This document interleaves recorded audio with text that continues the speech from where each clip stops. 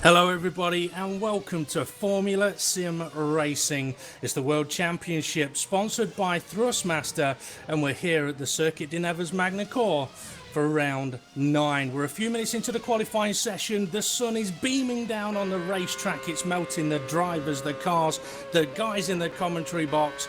But hopefully the tyres are going to hold up to the heat. Joining me in the commentary box is David O'Reilly and I'm Dave Paling. We'll be taking you through the action today and as I said, we're a few minutes into the qualifying session where Michele D'Alessandro was put in a 1 minute 12.5. And Dave, how are you today? Do we think that time's going to be beaten? Do we need it to be a little bit cooler? What's his best lap time so far, Dave? 1:12.587. That is a very, very quick lap time. Wow. If anybody goes quicker than that, I'll be very, very impressed. Well, I do know of a couple of drivers that are maybe able to go a little bit quicker than that. We'll have to wait and see. I do know that my teammate from Pro is very quick around here. But admittedly, I mean, it's a very hot day today, Dave. And I just want to mention as well, Peter Schultz is doing the cameras for us today, and he raced in Pro earlier. And I think we're both probably putting off a bit of a scent at the moment that even a mother would struggle to love. So for the drivers, not only is it going to be a difficult, long race, it's going to be a hot one for them on track and in their racing seats. And no, it doesn't look like, I'm just on the Wonderground weather map at the moment, and it doesn't look like we're expecting any chance of rain. Currently 28.4 degrees and clear, and gusting from the north at 6 kilometres per hour. Yeah, shame no rain, but having said that, there's been a lot of rain in Ace and WC this season already. I've seen that Reilly is on the lap at the moment, putting in very similar sector times to Michi Hoyer, who is now currently sitting on pole position. Michi done a 12.4, but Reilly out there going through sector 3. It'll be interesting to see what he's going to be able to do. Sector 3, Dave, Simincic goes second. Sector 3, what are the difficulties with that particular sector, do you think? Well, it's a potential graveyard, really, because it requires so much commitment through the Imola chicane to get a good lap time. But then there is the nastiest of undulations, and if you don't manage to keep it on the black stuff and drift wide at all, there is a lovely little scoop that just flicks you up into the air at the tight right-hander, Chateau d'Eau. Which, by the way, means waterhouse in English, and that is such a hard corner to get right because you're committed, massive commitment through Imola, and you're not really well sighted for your braking mark, and it's such a deceleration from flat in 7th to kind of very slow in 2nd. Really tricky part of the track, and the final complex, the Complex de Lycée. Again, you're coming down from very high speeds to a very slow right-hander and a very slow chicane onto the start-finish straight. So it's very, very technical. You're right, it is. I'm just watching Hamid Patel, who's in Sector 3 at the moment, and he's not improved on either of his previous sectors, but looks like he's going to continue the lap, and it could be a case of just seeing if he can nail the final sector, which will give him enough time. It's a 12.6. It's only 4th place for him at the moment. Let's see who else is out there. Jos Araneda just been through Sector 1, and I don't know if you got to see Ace yesterday, Dave. Qualifying was ever so close in Ace yesterday, as it was in Pro today. And I would expect in WC for it to be even tighter. I mean, at the moment, we got the top 10 are all covered by less than half a second. Yeah, well, if you'd asked me, I would have said 0.3 of a second will cover the top 10 here. It's a short lap. There aren't many parts of the track where you can really find an advantage. And these guys will absolutely push it to the limit, and they need to, because track position here is critical. Overtaking is not easy against a similarly well set up car and against a skilled driver, so biggest overtaking potential is probably into the Adelaide hairpin, but you've got to have a very, very good exit out of Estoril and good speed up Golf to attack. So the only way to be safe at the start as well is to be on the front row. That's true. Martin Gosby just crossing the line, taking 5th place with a 1 minute 12.6, so making the gap even tighter in there. What would be nice if we could is if we can find somebody who's on an outlap and sort of take them a run through the track, Dave. So I do know you like to get, I think Wojciech Lukasek might be on an outlap. You do like to be up to date on your corner names? Okay, Lukasek, shame he didn't manage to convert his fantastic qualifying earlier today in Pro. He was on pole. He's heading up Curve de la Golf and into the massive braking zone for the Adelaide hairpin. Most corners at this track are named after famous tracks.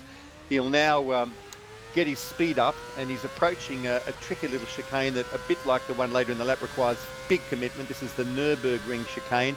It's flat in 7th on the entry, potentially a downshift on full fuel, and then spot your braking marker and decelerate and rotate the car through the 180-degree hairpin.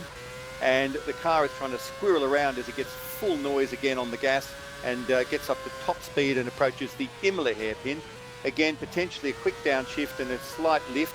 And this is the tricky Chateau d'Eau. It's a second gear corner. It's very tricky when you're trying to get power down and trying to get the car pointed straight. Slight curve, which is actually called the chicane, and then we're into the Lycée complex. Very slow right-hander second gear, and then the final chicane. And all of these inches make a difference, and that is a lap around the Circuit de Nevers Magny-Cours. Yeah, and we've seen him on an outlap there, taking it a little bit easy, looking after the tyres. He's now on a flying lap. So drifting wide under full noise around the Gulf, and Lukasek is hitting 308, 309, 310 kph before stomping on the brakes, threw the car in there. That was a magnificent car control as he threw the car around the Adelaide hairpin. Flat on the throttle in 7th, holding 7th all the way through the Nürburgring chicane into the 180. Big wheel lock now, and he's just got the car straight very, very quickly. Unfortunately, he's got traffic in front of him. He's got Giorno Valeriano in front of him, and he has aborted that lap. Yeah, as you were saying, I think Patel's on a pretty decent lap at the moment as well. Yeah, Lukasek, as soon as he got on the power there, the rear end went. But like you said, Dave, it's one of those tracks where traction zones can be very, very tricky and very difficult. As Simičić has just popped himself in second place. Let's see. And Hoyer leaving the garage, Polsetter leaving the garage. Yeah, that spot where he lost traction. Patel's purple middle sector. He's done a 30.6. He's 1/10 up on his previous best, which had put him, this is close for pole position. Needs to absolutely maximise this final chicane, but you've got to be so confident that the car's going to hold it over the curves. And across the line he goes, and it's second place, 0.019 behind. Very nice lap. He got very good, very greedy there and took a lot of chicane, and they're quite thick, those chicanes. They really compress the suspension and unbalance the car. So that was a very skilled performance there through that very tricky Sector 3. It is. Now, it's a very short track here in Magny-Cours, which means, I know they talked about it in ACE yesterday, the gaps are going to be close between the drivers, but it also means that errors are even more costly. Michi Hoyer is on an outlap at the moment. He's currently sitting in pole position. Jos Araneda, I think, is about to complete a lap, though, with personal best sectors, but I'm interested to see if Michi Hoyer is going to be able to improve on the lap time he's already done. Well, he'll already have these option tyres fully heated after that outlap. They come in very quickly and go out almost as quickly, these options. And Michi's lining up the final chicane and full noise. A little bit of a tiny oversteer moment as he got on the throttle, shouldn't hurt him. Absolutely flat through the Grand Courbe. Downshift as low as 5th gear and back on the gas again as early as he dares, drifting very wide into the corner to Golf. But that looked like a very, very good entry to the lap to me. And Michi is hitting 304, 305, 306 kph, not quite as fast as Lukasek's top speed. It was a very clean entry and exit out of the very tricky Adelaide hairpin. It's so easy to lose time there by overcooking it. He's flat to the boards in 7th. That was beautiful through the Nürburgring chicane. Slight lock up into the 180 degree. There's a slight change of camber here, but Michi Hoyer's rear of his car stays very, very solid there. And again, he's pinned all the way. He did not even lift 1% there. He was pinned in 7th all the way through that Imola chicane and beautifully through Chateau d'Eau. I can't see the intervals, but this is looking to me like a very, very nice lap. Purple sector 2 for him. Yeah, that was very, very tidy. He was absolutely pinned through both chicanes. Just amazing, and very brave through the final complex. And it's looking to me like he should improve. He does. And he does. And wow, he has really extracted the maximum out of that car. That was an absolutely wonderful lap. It was Michele D'Alessandro. Oh, I think Hoyer's just been hit from behind. I don't know if that was a driver that was on a hot lap or not, but somebody's just made contact with the back of Hoyer. I'll see if I can work that out. Okay, was it D'Alessandro? Yes, he was on. He had a purple sector 2, but then Michi Hoyer quickly went and stole it. Yes, unfortunately, it was Valeriano looking like he was on a hot lap, and Michi's kind of slowing back down, getting ready to just return to the pits after his hot lap. So that was unfortunate for Valeriano to lose that lap. So he remains in 17th place, having recorded only one lap of 1:13.228. Okay, Daniel Kiss has just crossed the line and popped himself into 5th place with a nice time for him, with a, let's see, a 1:12.668.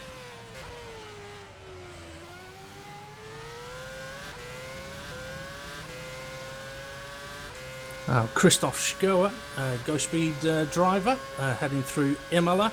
20.3 Sector 1 time, not the greatest, but you can gain time back in Sector 2 if you've made errors there earlier, but he's not up on his own previous best. 2 tenths down, but he hasn't really got enough laps to pit and go again, so I'm wondering if he's going to go for a second flying lap here. Perhaps not advisable. Using a lot of the exit curb there, crosses the line, stays 14th, that's it, qualifying session over for Schoer. Yes, he would have been better off not crossing the start-finish line, although he's done 11 anyway, pardon me, it was showing 9 laps to me. Michele D'Alessandro pops in a nice Sector 1. Having said that, Fran Lopez, Dave, you want to keep an eye on Fran Lopez, he's just on a purple Sector 1, a 20.1. He was very quick in practice, Lopez. He was. So Michele D'Alessandro did have purple Sector 2 until Michi Hoyer stole it off him. Let's see if he can improve on that this time around. He's heading through... Lopez has gone purple in Sector 1. Yep. D'Alessandro is down, but not by a lot. If he can improve on the final sector, he could gain into the final. Lopez tidy but not spectacular through Sector 2. Oh, D'Alessandro! Oh, he was flying, and not in the way that you really want it. He was airborne. 12.6 doesn't improve. Lopez crosses the line for a slight improvement in lap time, but I don't think it moved him up the order. With that Sector 1 time, Dave, do you think he's potentially gone low aerodynamics as we're having a look at Martin Gosby, who's about to cross the line? Can he improve? No, he can't. Lost time in the final sector. Yeah, do you think Lopez went low aeros here and maximised Well, Sector 1? he must have, because he's pulling 325 kph. Yeah. And the guy on pole's doing just under 310. Mohammed Patel's just done a purple Sector 3. So yeah, he must have done, because he's also having to lift off through the chicanes. I watched him through the Imola chicane, and unlike Hoyer, who was absolutely pinned to the floor with 100% throttle the whole way through that chicane, there was a bit of a lift from Fran Lopez. So that does say that his car's not as planted and running less wing. Definitely. Yerny Simicic, a decent Sector 1 time, down a little bit on his own previous best in Sector 2. How's he going to do through this final sector? Looking a lot more stable through there than many that we've seen. Can he improve on his time? No, he doesn't, unfortunately. Misses out on his own previous best.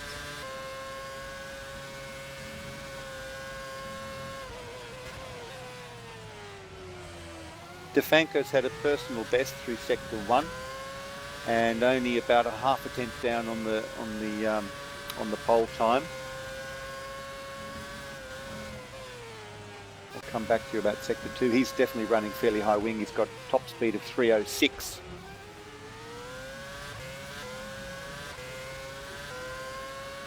Michi Hoyer is out there again, but doesn't improve. Looks like that to be it for Michi. There's a few drives out. Stefanko, yeah, he's still to complete the lap he is on. Could do getting higher than 6th if he can. And he moves up one place into P5 with a 1:12.631, so that's a personal best, just edging out Daniel Kiss and stealing 5th place from him. So, but still will be beside him on row 3 with that result. Becker's back in the garage. So with that, Dave, I think qualifying has concluded. So Michi Hoyer from Avid Chronic Racing, the 2016 Ace champion, has stolen pole here at Magny Cours.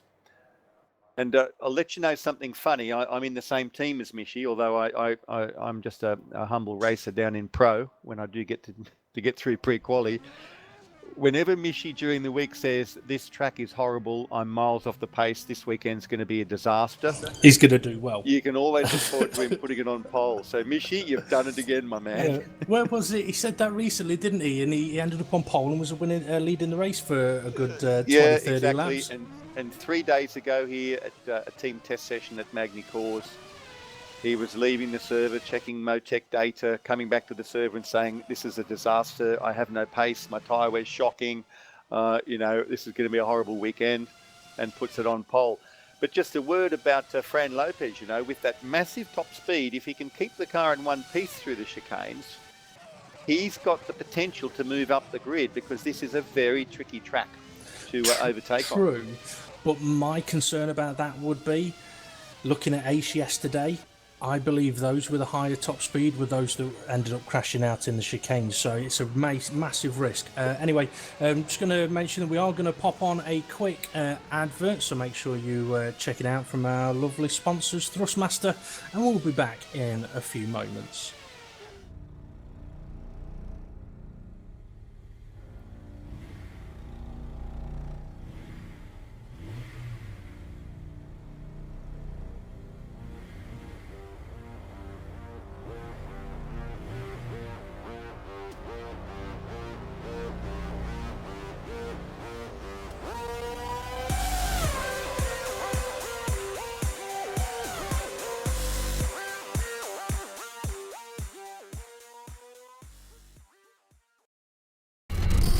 Hey man, I got that new TMX Thrustmaster wheel. It's going down. Xbox One? I can't wait to play when I get home. You'll let me play? Yeah, I play first. Yeah. You know, I'll race it for it. Well, I have a hand.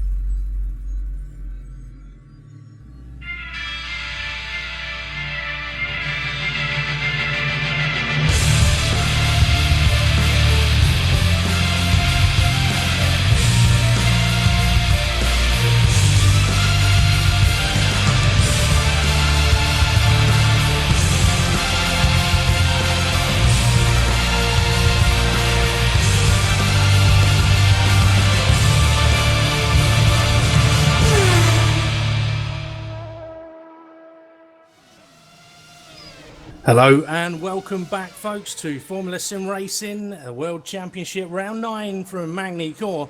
The drivers are in a warm-up session at the moment, and I hope you enjoyed those lovely adverts we just played for you. We're going to have a quick run through the driver standings and constructor standings in a moment. Unfortunately, due to a couple of technical difficulties, we can't display them on the screen as we usually would. Blame Felix van Delft for that one. Come on, give him some hate, God. No, I'm joking. We all love Felix. But yeah, Dave, I believe you're going to give us a quick run through the driver standings, if you could. Yes, I will. And just before doing that, I'm just going to mention we know we've got a loyal fan of regular viewers of these streams and these videos on YouTube later on. But just for any new viewers who have joined us today, just to let you know what Formula Sim Racing, what it is. This is season 17 of this championship. And this is arguably the highest level of sim race driving that you'll see on planet Earth, and certainly the highest level driving you will see in the most technical sim platform which we use, which is rFactor 2. We're using, we talked about the weather earlier because we're using real-time, real-world weather, including rain. So the teams will be challenged by rain if it happens at the Circuit de Nevers Magny Cours. 2 tyre compounds. So we've got the best drivers on planet Earth on the grid here to entertain you today, and they're taking part in a season-long championship. At the moment, that's being led by Mohammed Patel, who out of 8 races has 5 victories to his name, putting him on 143 points. Martin Gosby on 92 points has had 1 victory, a second, and a squadron of thirds and fourths and fifths.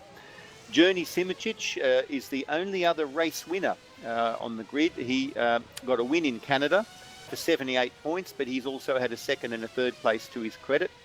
Michi Hoyer on 53 points ended up third place last time out at the Hockenheimring, which is kind of nice because he's a German guy.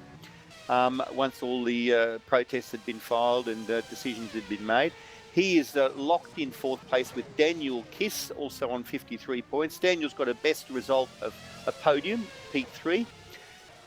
And then Martin Stefanko with the second place is on 35 points, tied with Eros Masculi. Then we've got Lars Brookman on 30 with a PB of second place, and Michele D'Alessandro in ninth with a personal best result of a podium with a third place, followed by Daniel Brewer, again with a PB of third, bringing up the last of the top 10 on 27 points. Over to you, Dave, for constructors. Yeah, you mentioned about Mohammed Patel and the amount of victories he's had this season, and it shows in the constructor standings as well, with Musto Racing leading the way on 198 points. A big gap back to flag Brem GP on 126 points. Avid Chronic Racing are on 88 in third place, while Ghost Speed Racing Team are in fourth on 81. Twister Racing are in fifth on 63 points. They're closely followed by Stormcharge Vodball Racing on 48 points. Netrex Grand Prix are on 28 points, and they're closely followed by Invictus Motorsport, who are on 27. Watch out for the fight between their drivers today. Ghost Speed Engineering are on 24 points, while in 10th place we have VB Madcape, who are on 16 points, and Born to Win on 8, unfortunately for them. A little bit of info for you. Formula Sim Racing, I mean, Dave, you mentioned about how old Formula Sim Racing is, and to put it into perspective, Formula Sim Racing is probably older than some of the drivers in Formula Sim Racing at the moment. Not me, admittedly, and probably not Dave as well, but we won't go into that, will we, Dave? But the last time FSR raced in Magny Cours was in 2009. It's been away from the calendar for quite some time, and race winner on that day was Andre Kunchman.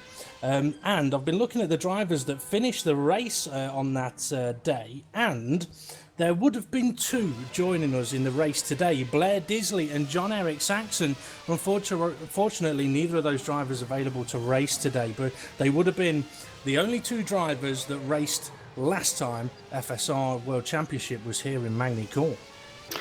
Well, not much distance in time from the last time Formula One was here, Dave, because it was 2008 was the last time Formula One raced in in the circuit Nevers-Magny-Cours. And by the way, Nevers and Magny-Cours are just the two nearby towns in this part of France. So hence the convoluted name of circuit Nevers-Magny-Cours. But Formula One raced here from 1991 to 2008, and then decided they didn't want to pay the... If we could get a quick replay of Michele D'Alessandro to get a good example of the difficulties of the corner you were talking about at the end of Sector 2, Dave. I'm not sure if we're going to be able to get a replay of that, but... it's running like he got airborne, did he, Dave? Oh, yes. And I want to just quickly highlight it because it's possible that might happen in the race. And it's not that the driver's done anything particularly wrong. They just ran a little bit wide. Once they go wide, they're passenger. And if there's cars in the firing line, they're going to be passengers as well. Well, actually, they'll be victims, but hopefully that won't happen. World Championship in the dry, I'd expect nothing but perfection. Well, it is a very tricky section of the track, and I personally, I'll be very surprised if we don't see some race-ending incidents there, because to get lap time, if you're being attacked or if you're attacking somebody, to get lap time, you've got to be so committed through that Imola chicane. But you put half a tyre wide on exit there, and you are off onto the grass, and it is not working. Yeah, very true. I just need to give a quick correction as well. My apologies. It wasn't 2009 that FSR last raced here. It was 2008. So it was even longer ago. And the exact same year that F1 last raced here. Yeah, which is probably why it went off the FSR calendar. But obviously France is rumoured to potentially come back to the official F1 calendar, although I have heard that it won't be at Magny-Cours and it won't be at Paul Ricard either, because there simply is not the access to the circuit for the amount of fans that could attend. Well, that's the thing. With this circuit, Nevers-Magny-Cours, there's only seating for 90,000 people, which isn't a hell of a lot. And it's sort of in the middle of nowhere. Yeah. Quick question, Dave. Quick word on tyre strategy. Oh. How do you see that working out? Well, I was going to bring it up for you, or I was going to mention it, and it's... I mean, I've done 2 races this weekend, and I've done a couple of different strategies, and I think we could see and we're not going to see a 1-stop. I don't think that's going to be possible. It's going to be a case of 2 stops, 3 stops. I think anybody doing more than 3 stops, it means they've had problems. 2-stop may be the way to go, but we're going to have to wait. Going to have to find out eventually. It's all going to be down to what the driver feels is the quickest way. Yeah, I think it's a slam dunk for a 2-stop for these guys. I think mathematically a 3-stop works, but you've got to be able to overtake people, and World Championship level, this is a very hard track to overtake. There's no curves, there's no DRS, and I think we're just going to see the choices are going to be whether it's option prime option or option prime. You know, whether definitely. The guys run two sets of primes or 2 sets of options. Or if anyone decides to go for an alternate strategy and go 3 stops, what they're going to do. I was going to say, if we can give a quick run through the grid as they're on their formation lap, that'd be good. It also gives a chance to see what the drivers outside the top 10 are using. So in first place we have Michi Hoyer, and he's going to be followed into turn 1 by Mohamed Patel, unless Patel can get a good start. In third place we have Yerny Simoncic, who really needs to start beating Mohamed Patel if he can. And then in fourth place we've got Michele D'Alessandro. In fifth we have Martin Stefanko, and in sixth place we have Daniel Kish. Seventh is Martin Gosby, a driver that I've become a bit of a fan of this season. In eighth place we have Eros Mashiuli. In ninth place we have Risto Capit. And in 10th is Florian Becker. All those drivers starting on the option tyre. Then we're into the guys outside the top 10, and Wojciech Lukaszek is in 11th and he's on prime tyres. Fran Lopez following him with a tyre choice in 12th, as is Michael Francesconi in 13th place. Jos Araneda, though, for Invictus, he's gone for the option tyre. Probably a lower fuel load as well than the prime tyre runners ahead of him. Christoph Schoer in 15th place is on the prime tyre, while Cody Blanton matches him, and Timu Valkiavi also prime tyres in 17th place. And then we've got Giordano Valeriano in 18th, and a new driver, I've not tried pronouncing that name before, Masi Mliniak, I know I've got that wrong, so apologies for that one. You can all have a giggle now about that one. But Dave, what do you think about the drivers outside the top 10 tyre choice with Fran Lopez going on the options? Well, interesting choice from Lopez, but he's the guy with top speed. He might need the extra grip. We might see him. He might be the guy that does a three-stopper, majoring in options just to give him the grip that he's not getting from aero. Quite possibly. Okay. The drivers are lining up on the grid. The tension builds as they wait for the lights for the Formula SimRacing World Championship Round 9 in France. And it looks like Marek Godek is going to be starting from the pit lane. So he's going to be a late entry into this one. But all the pressure now on Michi Hoyer at a track he apparently doesn't like. Can he get a good start?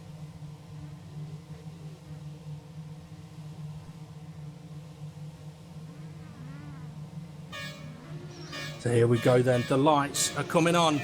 The lights are out and away they go. Michi Hoyer, a lot of smoke coming out of the back of his car. Mohamed Patel with a decent getaway, but he's going to have to cover off. Yerny Simičić, a little bit of contact between the two of them.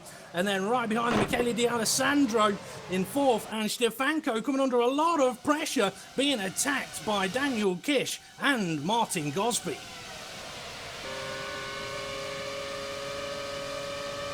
So is Kiss going to be able to make a move? Oh, Seacos trying to make moves up the inside into the hairpin. We've got a half spinner via contact. But Daniel Kish is trying to make gains, but he's going to be hung out to dry possibly here. As I think that's Stefanko. Stefanko backs out of the move into the first chicane. And probably a little bit wise there, but that's Daniel Kish up to 5th place.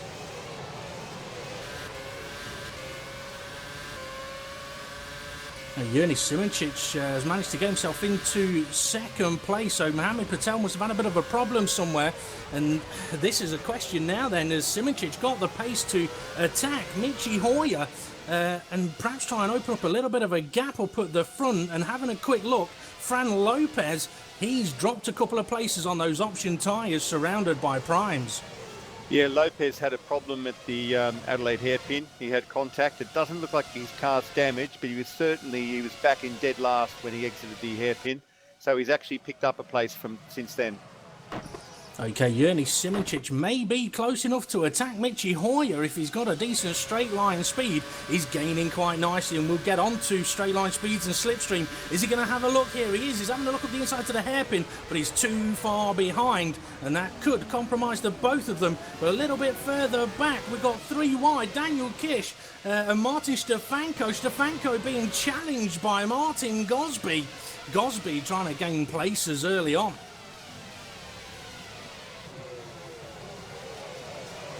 By the looks of it, it looks like everybody has managed to get around the first lap and a half without major incident. So it looks like it's race on here in France. Now let's see, Simičić half a second behind Michi Hoyer. However, I mean, one of the things I kind of felt around this particular track is if you want to overtake at the end of the long straight to the hairpin, you need a fantastic exit out of the final corner, the chicane, and Simičić has got that. He's got the gap down to 2.5 tenths. Oh yeah, a little bit sideways though as they head around Estoril, but is even closer than he was last time when he had a cheeky little look. He's certainly managing to stay closer now with the slight tweak we've had to dirty air.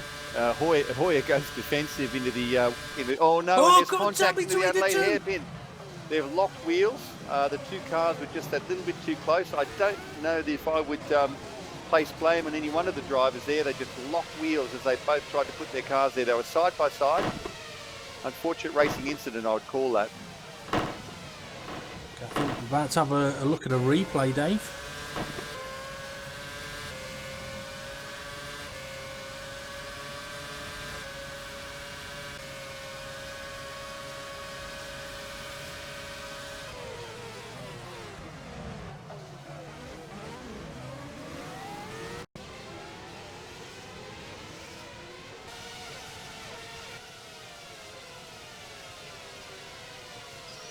Okay, I think we managed to have a look at the replay there. I wasn't able to have a look at that. We'll pick up on that a little bit better later on. That was a shame because Gurney was mounting a pretty good attack. Mishi, as he's perfectly entitled to, he moved to the right to go defensive and invite Simoncic to go around the outside, which is difficult but not impossible around that hairpin. But the two of them were just trying to occupy the same bit of track. And unfortunately, Journey now finds himself in 8th place, but only 4.8 seconds down, and appears to have all the wheels on his wagon. I'm just going to have a look now and see if it looks like he's got any suspension damage. Well, while you're doing that, I mean, Hoyer was able to continue in first place, managed to get a little bit lucky there, but he's now got Patel behind him. Let's see, a bit of a gap then to D'Alessandro, but Kish, Stefanko, Gosby ever so close. And having said that, I believe Simoncic is within 3/10 of Risto Capit.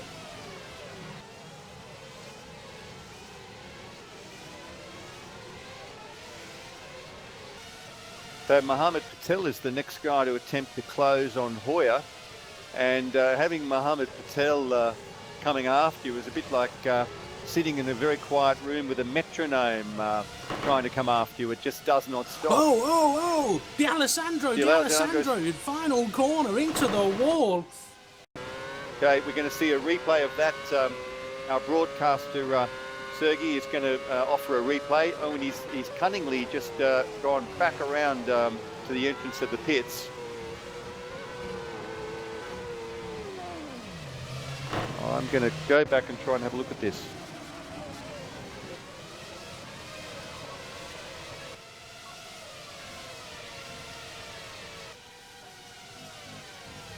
Yep, just got too greedy on the second apex there, because they're a good 18 inches high, those apexes, and it's a brave man who puts the middle of his car over one of those. Incredibly tricky, and unfortunately Michele D'Alessandro falls victim to that, and it's a DNF. It looks like he couldn't get the car repaired in time, so unfortunate incident, but they're a big trap.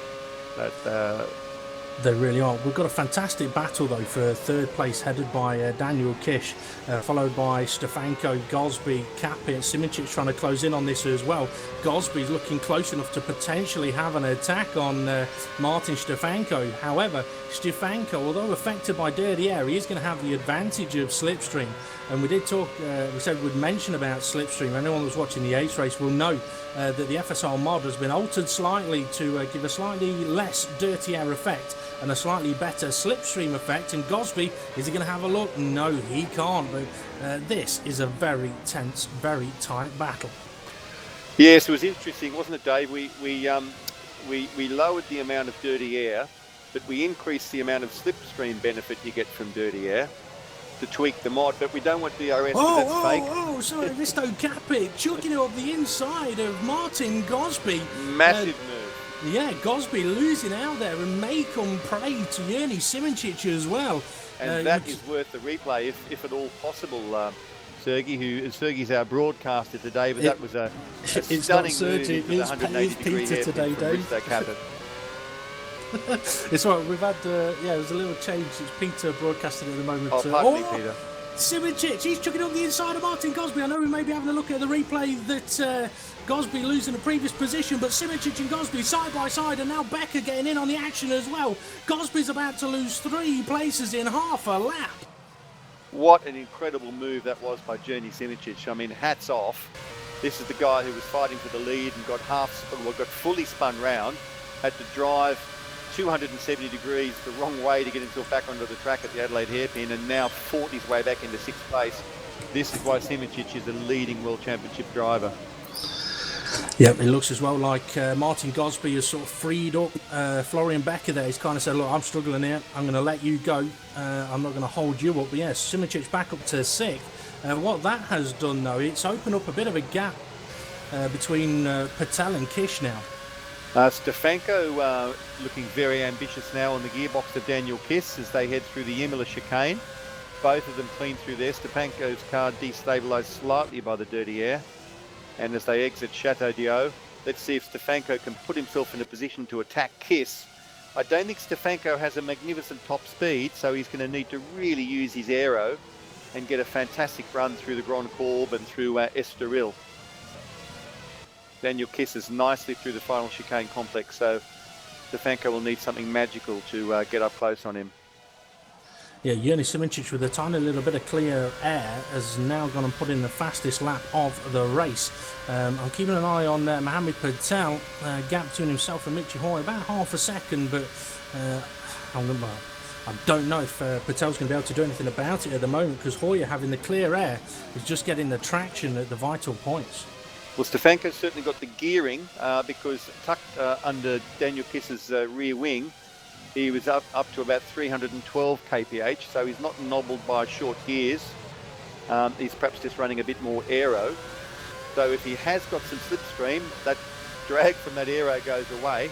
And I think Stefanko might soon be in a position to attack Daniel Kiss. Well, Simincic now on at the back of Risto Capit, so he had one lap of clear air, is now right behind Risto Capit, and from what we've seen already, he's not going to hang about when it comes to making moves. This is just such exciting driving. I mean, one of the things that we often say here in World Championship, it is not easy to get passes because all of these guys are good. But if you think back to Brazil in the final race last season, there was a bunch of guys squabbling over position for lap after lap after lap, and about lap 20, Journey drove up onto them and drove through them in the course of about 3 laps at Interlagos. So Journey will be looking at these 3 guys, and he'll be looking at them like a butcher would a spring lamb. Oh yeah, and he can't afford to not pressure, because he's being caught as well. Now, I believe Godek is side by side with Valeriano through the hairpin. Godek on the option tyres, but struggling a little bit. Oh, he's not going to go for the move here, is he? No, he backs out of it. He started from the pit lane. He's up to 17th at the moment.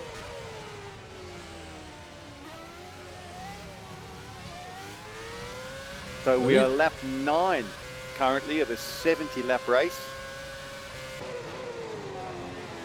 Yeah, I mean, this battle for third is absolutely phenomenal. The only downside to it is because they're all so close and they are affecting each other, they are battling essentially, they're allowing the leading two to just run away a little bit too much, I feel.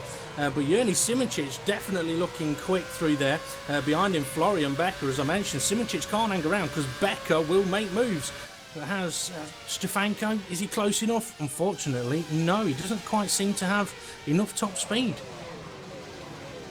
Gosby ever so slightly has dropped off the back of this train of cars, but the rest of them, Kiss through to Becker, very tight group. Well, 10 laps into the race, and the only DNF at the moment, Michele D'Alessandro coming foul of the curbs in the final corners. But Daniel Kiss, I mean, is he a bit of a cork in the bottle at the moment, Dave? Could he be ruining other people's strategies right now? Well, it's his job to keep as many people behind him for as long as he can. So if he is doing that, he should be congratulated. But it doesn't look to me like Stefanko's all over his gearbox. I think Kiss is making Stefanko stretch as they enter the final complex, the Lycée complex, and through the potentially deadly final chicane. Neither of them has a moment there. Stefanko is, if unless I'm getting this wrong, just getting that tiny bit closer to Kiss, and maybe close enough to launch an attack this time round. So Stefanko gets a really good exit out of the Grand Courbe and onto the what's seemingly very long main straight. Just getting a little bit under Kiss's wing, and just shows his nose, makes himself look quite huge. But he gets a bit of an oversteer moment getting the power back down, and that's the thing. These cars, 750 Fran horsepower. Lopez making a move into the hairpin, side by side with Cody Blanton. Oh, a little bit of a twitch for Fran Lopez. They're going to try and go side by side into the chicane. I've already said it's not wise, and it isn't. They're going to try and do it, though, and it does end in a little bit of contact. Fran Lopez being pushed out a little bit wide. Sorry, Dave. Yeah, brave move there by Lopez. Just before that as well, I was keeping an eye on Mohamed Patel, and I was riding on board with him, and it kind of looks like he's trying to size up Michi Hoyer. And interestingly, even though, as you mentioned in qualifying, I think it was, Dave, the Michi Hoyer's top speed's only about 305 kilometres an hour, Mohamed Patel has not been gaining enough on him on the straights, but he's really close on this occasion, closer than he's ever been before. Is he going to get enough benefit from slipstream? No, he's not, because through turn 2, Michi Hoyer's just opened up enough of a gap, I believe. Yeah, Patel's hitting the red line at about 311, so just not quite enough to attack Hoyer. Hoyer, by the way... Simičić will be inside it to the hairpin. Sorry to cut you off there. Risto Capit being pushed, not pushed, but having to go a little bit wide around the hairpin. Simičić makes the move. He's going to cover off the inside line into the chicane, but that may also compromise Capit on the exit as well, as Florian Becker tries to capitalise. And I mentioned in qualifying as well, you make one tiny mistake here, it costs you a lot. If you get overtaken here, it can cost you a lot of positions because it puts you out of shape for a few corners, as we saw with Martin Gosby. That was a stunning textbook move by Journey there, and an absolute photocopy of the move that David Coulthard pulled on Michael Schumacher in 2000 at this very same track to earn the win. All we need is a Hakkinen and Schumacher reenactment, and I'll be happy. Yeah, what Capit didn't do was what Hoyer did. Hoyer took the inside, knowing it was a hairpin, covered the apex, whereas Capit left the apex open to Journey, and Journey didn't need to be invited a second time. It looks like Lukaszek may be close enough to Masciuli. Yeah, he's got a fantastic run on him. Masciuli on the option tyres, which may be beginning to suffer now. Oh, but contact between the cars ahead of them. That's Stefanko. Stefanko in 10th place has a collision with Jos Araneda. I'm wondering if Stefanko had made a previous error on that one. I'm just going back to look at it as well. So Kiss down the inside, Stefanko down the outside.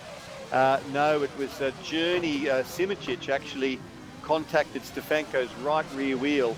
Journey was making a dive down the inside, and Stefanko was just at a bit of an angle he wasn't expecting. So Stefanko, the innocent party in that, how much blame you would attach to either driver is something we'll leave for the stewards. But Stefanko back down in 10th, having been unexpectedly tapped from behind. Simičić into the pits. Now, I don't know if that's tactical or whether that's from any of those collisions there. Oh, and I've just seen the replay on YouTube of Stefanko coming back onto the track at the hairpin. But yeah, Simičić comes out of the pits, and it's going to be down in 15th place. I don't think it was tactical, Dave. I think this was a bit early. And we see Journey now 20 seconds behind. Unfortunately, he's had 2 sets of drama at the Adelaide hairpin and one absolutely sublime move at the Adelaide hairpin. But it is kind of the only place to attack unless the guy in front of you makes an error.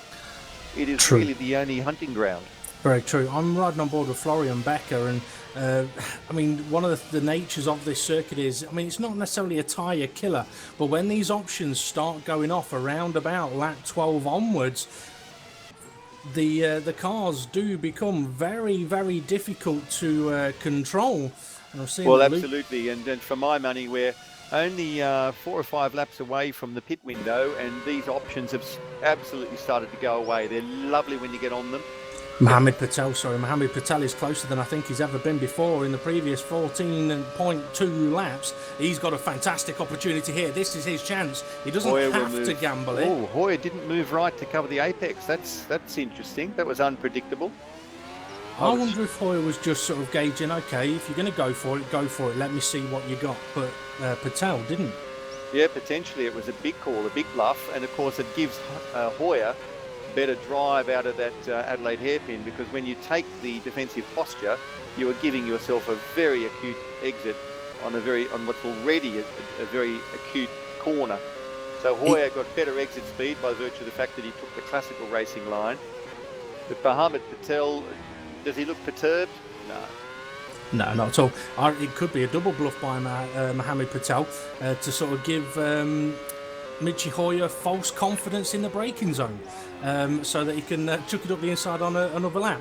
But I am keeping an eye on Florian Becker, who is right behind Risto Capit, and it looks like Risto Capit's tyres are hurting a lot. And into the pits he goes. Yes, they were hurting. Into the pits he goes. That frees up Florian Becker and Martin Gosby. Now, if you think back to last time out at Hockenheim, Patel was stuck behind Adam Maguire for quite some time.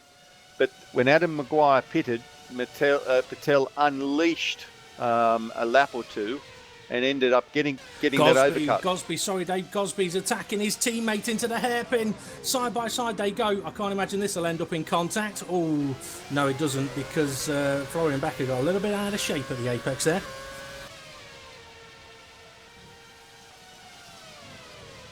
Sorry to have cut you off there, Dave. No problem at all. So really, this is almost like six guns at high noon. Which guy is going to blink first? The guy who pits first is the guy that's blinked. Oh, sorry, Stefanko, he's had an off, but Simoncic, he's trying to overtake two cars at the same time. It's not quite worked, but he's got Risto Capit. Risto Capit is ahead of Simoncic after the pit stops, and Michael Francesconi on the prime tyres hasn't pitted yet, is ahead of both of them. But yeah, I think Martin Stefanko, I did see him off track again. Okay, we're about to see a replay of Stefanko's off, so I'm going to go back myself.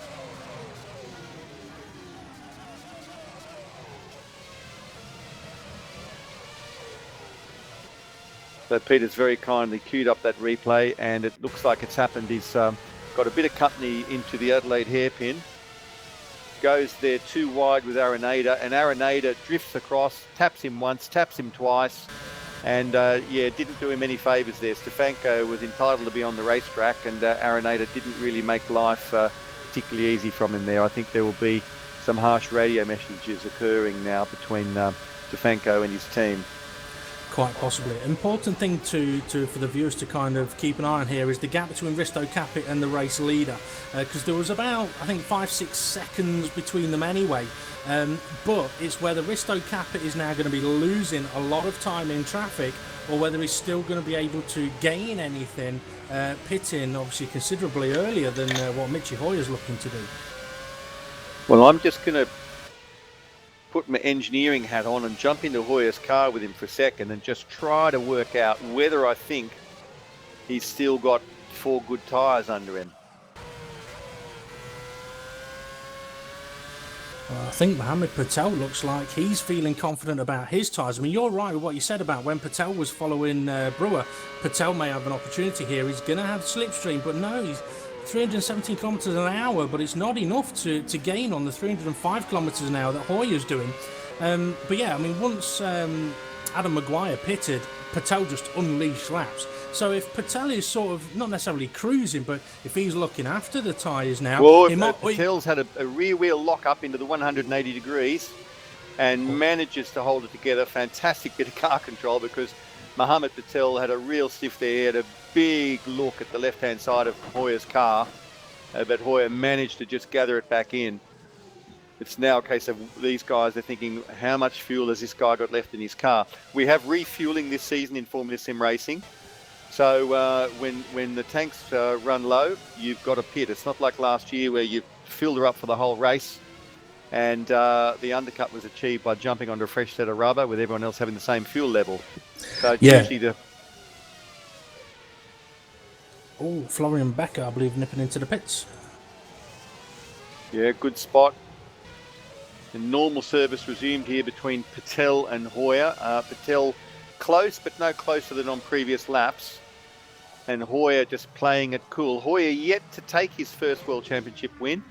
Silverstone, I think, was his first second place result. And he achieved a P3 in Hockenheim last time out, but that was only after penalties had been applied. So second on track is his best achievement. He's had a slight rear wheel lock up again into the 180 degree hairpin, but nothing too serious. But I would say that Hoyer's tyres are sort of nearing the end of their usable life. But he's only got to keep enough pace to keep Patel behind him. That's all he's got to do. Disaster for Ghost Speed. Yerny Simoncic has had a problem. He's lost his front wing. He's back into the pits already. Had it replaced. Come back out on track on a set of option tyres. If we've already seen that on a replay, my apologies. I'm a little slow today. I told you at the start. It's hot out here today, guys, and everything is melting. I think we're going to have a quick look at the replay now, Dave. Yep, I'm going to go back and have a look as our broadcaster kindly offers that same replay.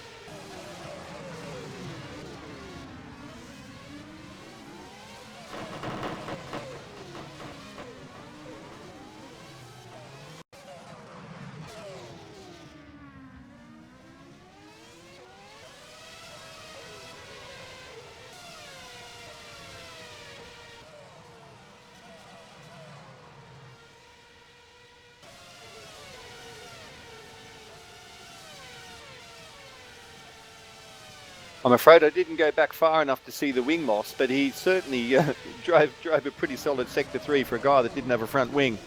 Well, contact with Risto Kappa into the hairpin as cars ahead of them battled. Something to try and perhaps get our heads around. There's a lot going on the track today. I know it's great for the viewers when there's not many DNFs, and it is fantastic for us as well. But what it means is, on a track like this, where strategies could be all over the place, it's going to be chaos for us in the commentary box to try and keep up with it. But Dave, I mean, for anyone that's pitted lap 16, they can't be two-stopping, can they? No, got to. Yep, agree. Got to be a 3-stop. And I think when we look at these front-running guys, when we look at Hoyer and Patel, and we look at the lap times they're still pumping out in the mid-114s, they're going as quick as they were at the beginning, because while their tyres are worn, the fuel load is less. Anybody who's stopped 4 or 5 laps earlier than these guys is just not going to be in the hunt at the end, because what Hoyer and Patel are managing to do is what the really top drivers do: keep up really good pace and look after tyres. Yeah, definitely. I'm just having a quick look at Florian Becker, who's not too far off the back of Martin Stefanko, but I don't think he's going to be close enough to attack. We've had a crash from Giordano Valeriano. Valeriano, I'm just going to find where it is on the track. Oh, it looks like it was a final chicane incident. He made it right around the entry to the Lycée complex and just got greedy on the second apex of the final chicane, and Valeriano... Hoyer pits. Oh, Hoyer pitting. Okay, fantastic call. Hoyer pitting. Mohammed Patel now out in clear air.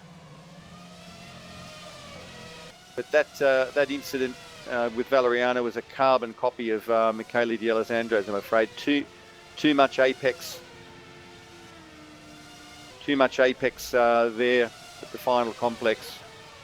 Okay, important thing for Michi Hoyer now is going out on the track on the prime tyres, and it's traffic he does not need. He's come out right ahead of Christoph Schoer, who's on prime tyres. I'll have to check if he's already made a stop or not. I'll have a look for you.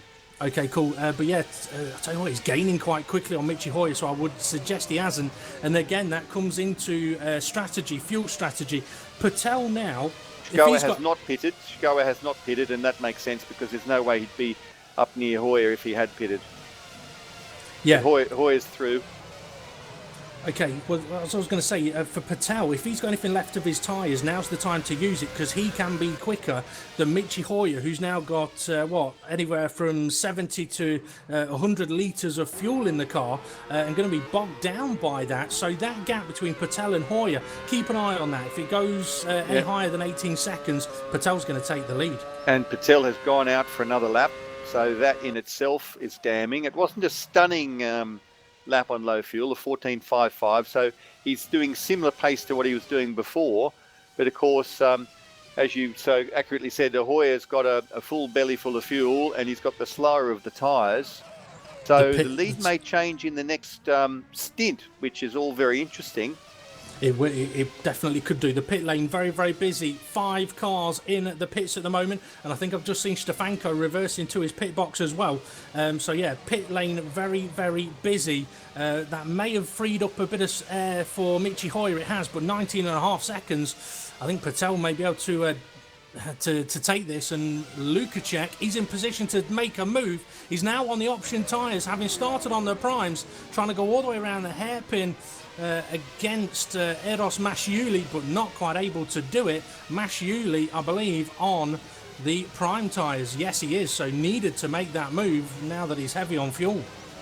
And just fantastic that Lukacek manages to get this deep into the race after his disconnection. Patel pitting, by the way, It's going to be very close because Hoyer, 18.5 seconds behind.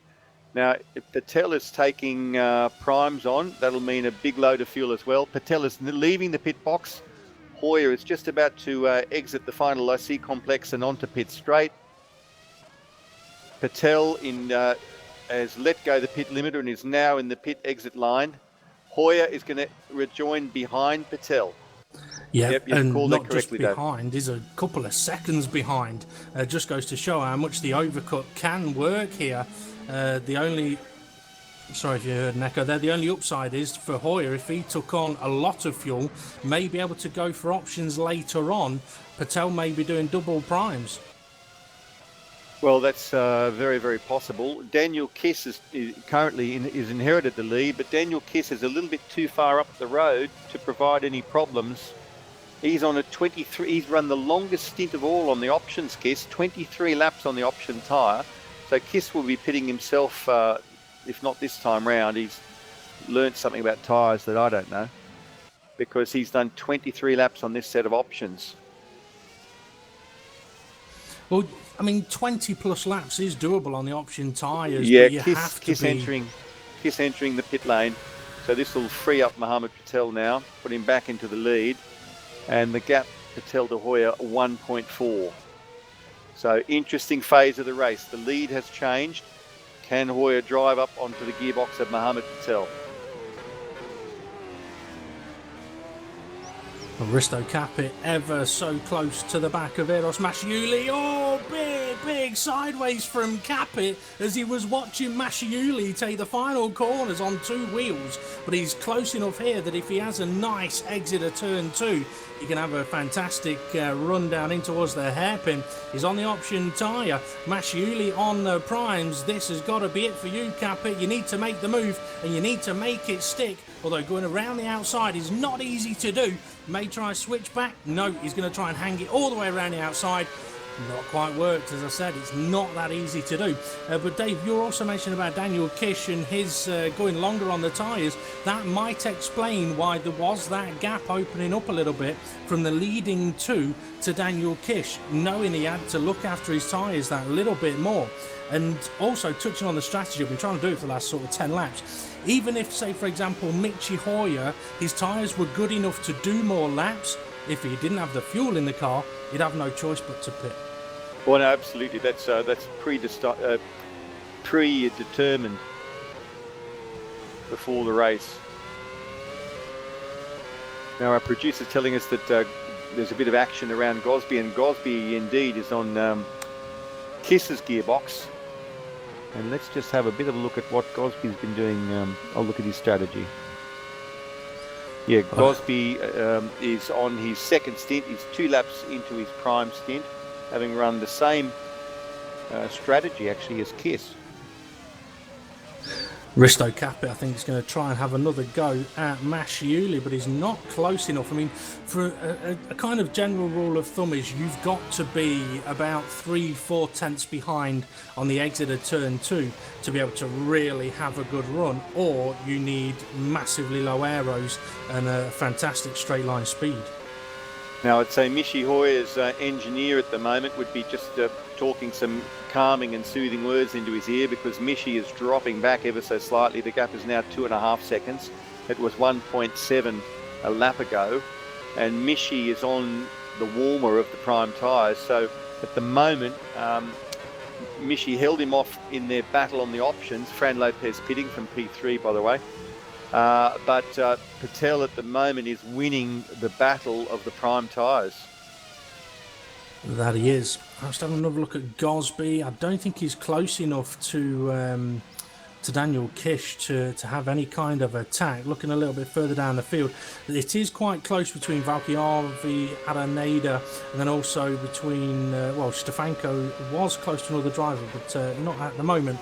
But Stefanko down in 14th, though. I mean, talking about engineers, Dave, I mean, an engineer's job is not easy, but the driver also has to know, the engineer also has to know if they're going to, as you said, give some soothing words to the likes of Michi Hoyer, or give him a kick up the backside, because that's what gets the most out of the driver. Yeah, well, indeed. Michi's got a little bit of breathing space. Becker is 3 seconds, or 3.325 seconds to his rear. Gosby climbing pretty close to Kiss. And the other thing I was noticing was Lukaszek has put himself in a pretty good position. He flip-flopped everyone else's strategy, ran on the prime at the start of the race, and is now on options, whereas most of these other guys on primes. So Lukaszek's got to make hay while the sun shines. He's got to take full advantage. perfectly for him as well. Car ahead of him, Cody Blanton, running the prime tyre, has just got out of his way, so he gives Lukaszek some clear air. So while Gosby is trying to attack Daniel Kish, Lukaszek may be able to close that gap up because he's on the option tyres, and Lukaszek is quick. Yeah, Cody ran 26 laps on the prime. So I think that would have been limited by fuel rather than limited by tyre life. The primes are pretty bulletproof around here, and certainly for me, after 5 or 6 laps, they're just as quick as the options, and you can punish them more. You know, you do one big braking zone into the Adelaide hairpin with your brake bias too far rearwards, and then your rears are cooked and your exits compromised. So it's a very tricky game getting the best out of these tyres. It is. Martin Gosby ever so close to Daniel Kish still. He needs to focus. He needs to make sure that he gets a fantastic run through the final complex of corners. That's what's going to allow him to be close enough to attack after turn 2. But Daniel Kish is an experienced driver. He knows how to position his car. But for Gosby, getting through this final chicane, the gap opens up, I think, just a little bit too much. But Gosby is there to apply pressure.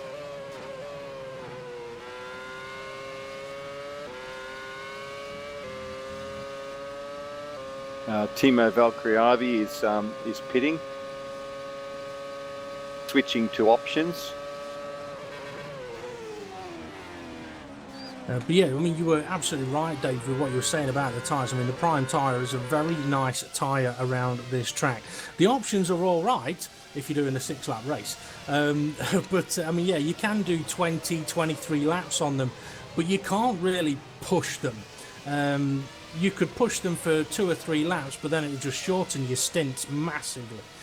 So it's one of the key things we've talked about before in the World Championship. It's not just necessarily the pace that these guys drive at, it's the consistency of pace. I mean, I haven't had a look at Mohamed Patel and Michi Hoyer's first stint, but I wouldn't be surprised if every lap is pretty much within 1 or 2 tenths of each other. Which over the course of an option stint, where after 6 laps the tyres just want to go on holiday, that's where the greater drivers are able to show their true worth. And I believe Risto Capit is very close to the back of Masciuli. He's close, but is he going to have? He's been stuck there for 3 or 4 laps now. Yeah, he's not getting Capit's not getting an awesome exit out of turn 2. Solid, but solid without being awesome. But having said that, he's getting closer and closer to Masciuli as they approach the very tight Adelaide hairpin. And if he can get a clean exit, bit of oversteer, you see the micro corrections these guys are making with their steering wheel when they get on full noise out of these slower corners, because you're in a low gear, you've not got aero pressing the car onto the road, and the thing just wants to light up, and the rear end gets a mind of its own. I don't know how to say his name, Mlinek. Just made a move on Godek. Godek got a little bit out of shape out of turn 2, and that allowed Macy. I really don't know how to pronounce your name. I do apologise. Probably Massage. Massage. Okay, we'll go with that, Dave. Massage, we'll probably Mlinek, probably. We'll probably find out it's pronounced James or Peter or Paul or something like that. Yeah. But this whole tyre conversation, I mean, this is one of the magnificent things about this simulation, is that tyres behave like tyres. You don't get out there and just pin it and rock around, and then eventually the game predetermines that on lap 12 your tyres are worn out. You can set the car up, you can drive it in a different way, and you can nurse your tyres for the long game. Well, Risto Capit is exiting the pits now. He's on another set of option tyres. So he's done option. He's doing another stint on the option tyre. So he's going to have to stop again for a set of primes at some point. But yeah, it looks like 15 laps is as far as Risto Capit wants to take his tyres. Yeah, and that's the defining thing, isn't it? You know, we saw when Hoyer pitted first and Patel went 2 more laps. Oh, Yerny Simicic. Sorry, Dave. Yerny Simicic is right behind Risto Capit. I was on board with Capit. I should have just looked in the rearview mirror. I was doing the same. It was by sheer chance that I was like, oh, who's that? But yeah, I mean, Simicic's been on these tyres. I mean, we would not expect to be saying we've got Stefanko, Capit, Simicic fighting it out for 12th place? No, top drivers, and that just shows, how one little unfortunate contact, one little unfortunate moment can just totally ruin your race. But you've just got to push on like the boys did at Le Mans, hoping for the best. An LMP2 got onto the overall podium in Le Mans this afternoon. Yep, and it was Jackie Chan car, I believe. Yeah, it was, yeah. I think Risto Capit is about to become a victim of a Yerny Simoncic overtake. He was a little bit out of shape out of the final corners. But also, viewers, keep an eye on that time between Florian Becker and Michi Hoyer, because that gap is shrinking.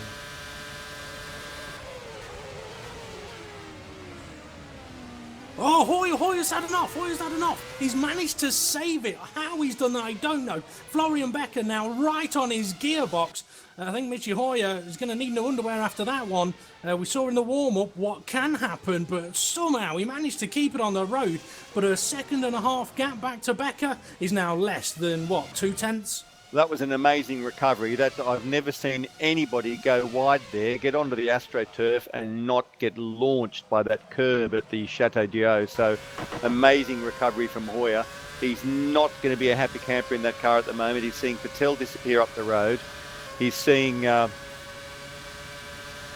man all over his gearbox called Florian Becker, and Becker is no slouch. Becker is smelling blood in the water at the moment. I hope cameras are on Hoyer and Becker at the moment, because this is going to be a big attack for P2. Hoyer, I imagine, will move to the defensive side, move to the apex, and from there it's hard to outbrake Becker because Becker's on the rubbered line, but Hoyer manages to. That's a very neat bit of defence. Becker gets a little bit nicer exit. Becker got all out of shape there. Sorry to jump in on that. He was all out of shape. That's freed up Hoyer a little bit. But Hoyer now going through the chicane where he's just had a big off, and that's where being forgetful is going to be ever so useful, because if it gets in your head and it plays on your mind, you'll find yourself crashing in that corner. And my apologies, I was calling something that happened 30 seconds ago because I was back in the replay mode. That's all right. It still counted. It was very exciting for me anyway. Well, it matched what I was watching, and I'm not on replay mode, so you're all right. Calling what happened half a lap earlier at the Adelaide hairpin. But Becker's still there. He's still attacking. I don't think he's as close as he was last time round, so that was a very, very cunning defence by Hoyer. We've just had a... They're on board with Simoncic. I mean, he pitted quite some time ago. Well, I'll look that up for you. I think he pitted about lap 13, but then pitted again for damage. So, interesting to see what he's going to do for strategy from here. Yeah, well, Simoncic is 14 laps into an option stint and only did 13 in the first stint. So he's strategically compromised. Now he's running in 14th, but he's a Capit ahead of him is going to make a move on Stefanko into the hairpin.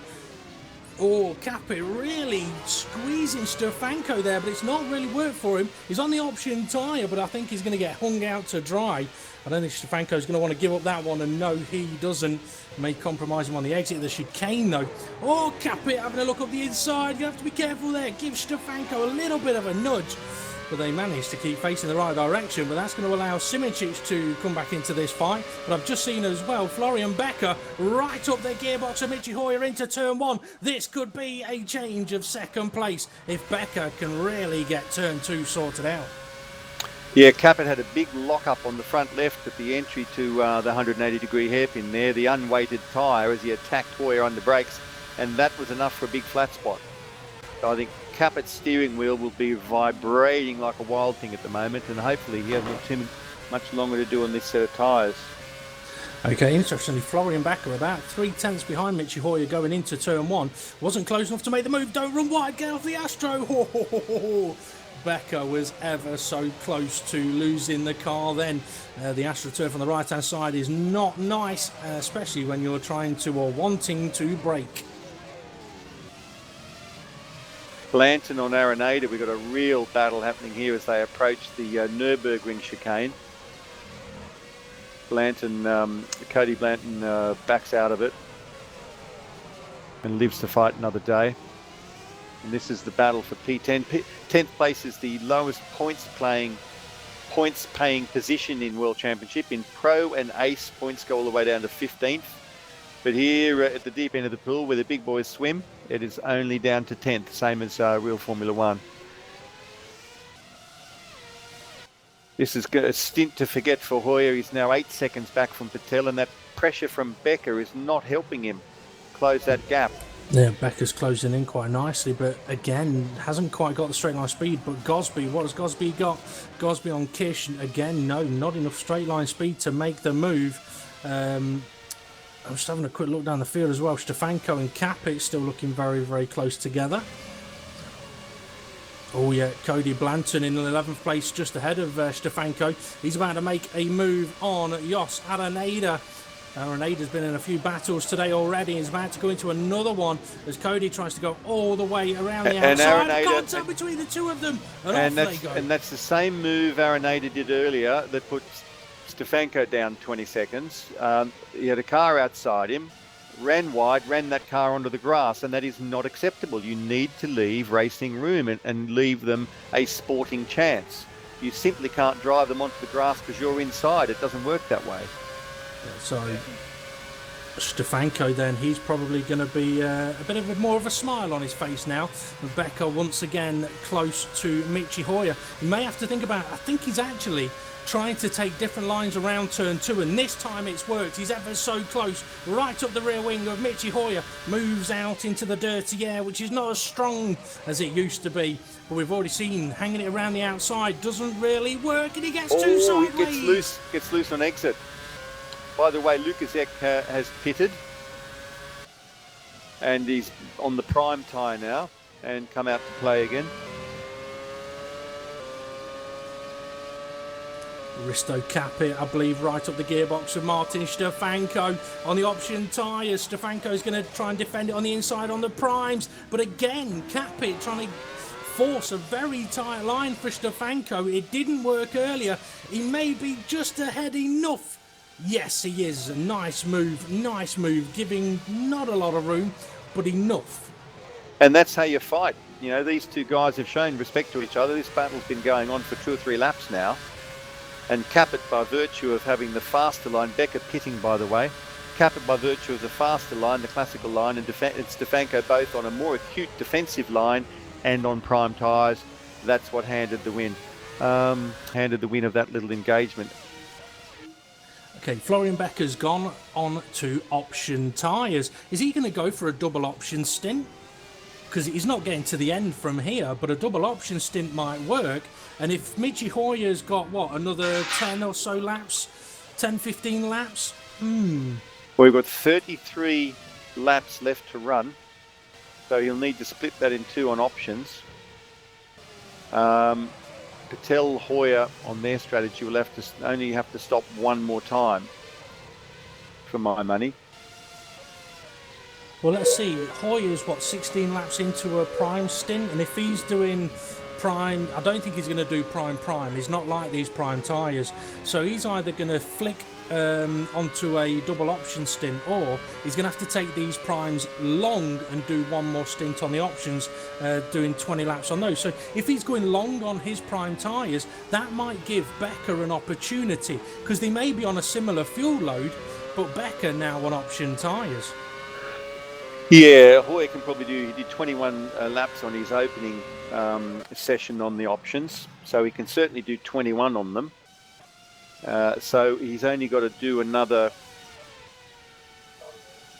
11 laps.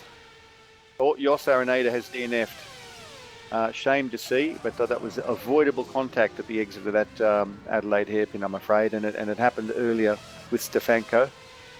Yeah, I mean, sometimes in a racing situation, you get yourself into a position where you're like, oh, you know what, I don't really want to be here. I had it in a race earlier on today, made a little mistake into a braking zone and ended up making a move and ended up side by side through the final corners.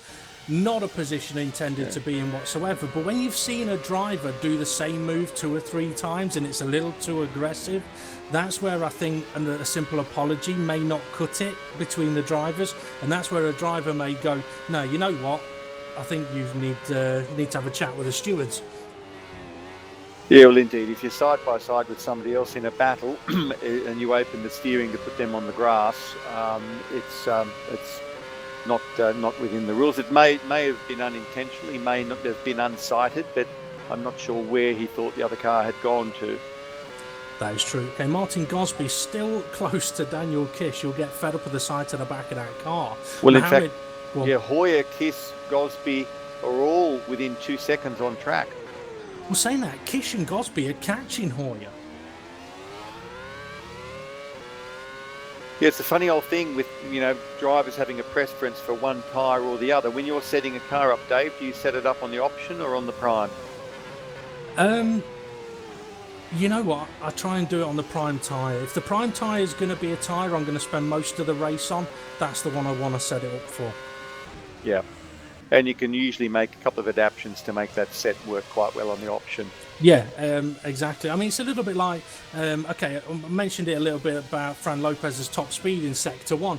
Potentially gone for low aerodynamics. Might have been fantastic for qualifying had he been able to get the lap in, but come in the race, dirty air as Gosby's right on the back of Daniel Kish again as Kish gets a little bit wide. Oh, through the chicane, Gosby, be careful. Gosby's got a chance. Yeah, with those low wings, the high top speed, it's great on the straight, but when you get into these chicanes right behind a car, your car's not going to last very long. Although at the moment, where is Fran Lopez? Well, he's doing all right. He's in 7th, but I've got a feeling he might be sort of out of sync with pit stops. So I'm just going to have a quick look now. Gosby's going to have a look. I don't know if he hasn't got the confidence to sort of not necessarily chuck it up the inside, but go for a little bit of a late braking move as Simičić into the pit. Sorry, Dave, carry on. No, he's in good shape on tyres. He did a 26-lap stint on his first set. He's 14 laps into his second stint, and he's the guy that was back of the pack there on the option. So he's able to get good tyre life despite his low aero. So Fran Lopez, he's acquitting himself pretty well today. 27 seconds off Patel, but only 17 seconds off this lead group that are fighting for second place. Yeah, it's going to be interesting to see how things pan out, because I do think we've got to... I mean, there's a number of possible strategies still to play out for some of these guys. I mean, is Patel going to do prime? Is he going to do prime option? Is Hoyer going to mix it up at all? Is he going to realise he is getting caught by the two cars behind him? Are they going to switch it up and change anything about? Florian Becker, though, I mean, we know he's going to have another pit stop to do, and it looks like he is gaining on Eros Masciuli. Well, Patel's in that luxurious position, a bit like he was last time out. All he's got to do is cover Hoyer. If Hoyer pulls a fancy move and switches to options or switches to primes, Patel just needs to cover him. Yeah, I mean, Patel has been... I mean, it kind of begs the question, what was he doing for that first stint? Was he reading a newspaper while he was following Hoyer, or what? Well, it just seemed, I think you mentioned it at the time, he might have been conserving tyres, because it seemed that he was there, and if he was really committed to making a massive attack, he could have done. But he's an intelligent driver as well as being a quick driver, and he probably just said to himself, well, I'd rather do this when Hoyer's in the pit lane. Quite possibly. Timu Valkjarvi out of the race at the Imola, or just before the Imola chicane. I didn't see exactly what happened to him, but unfortunately Valkjarvi is out. I think we're going to have a quick look at a replay. I'll go back so I can let the good people know, or people will be seeing it in a moment anyway.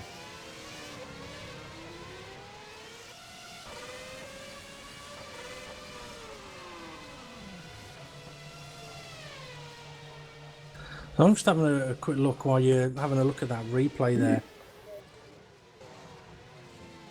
So by the sounds of it, he's just parked his car.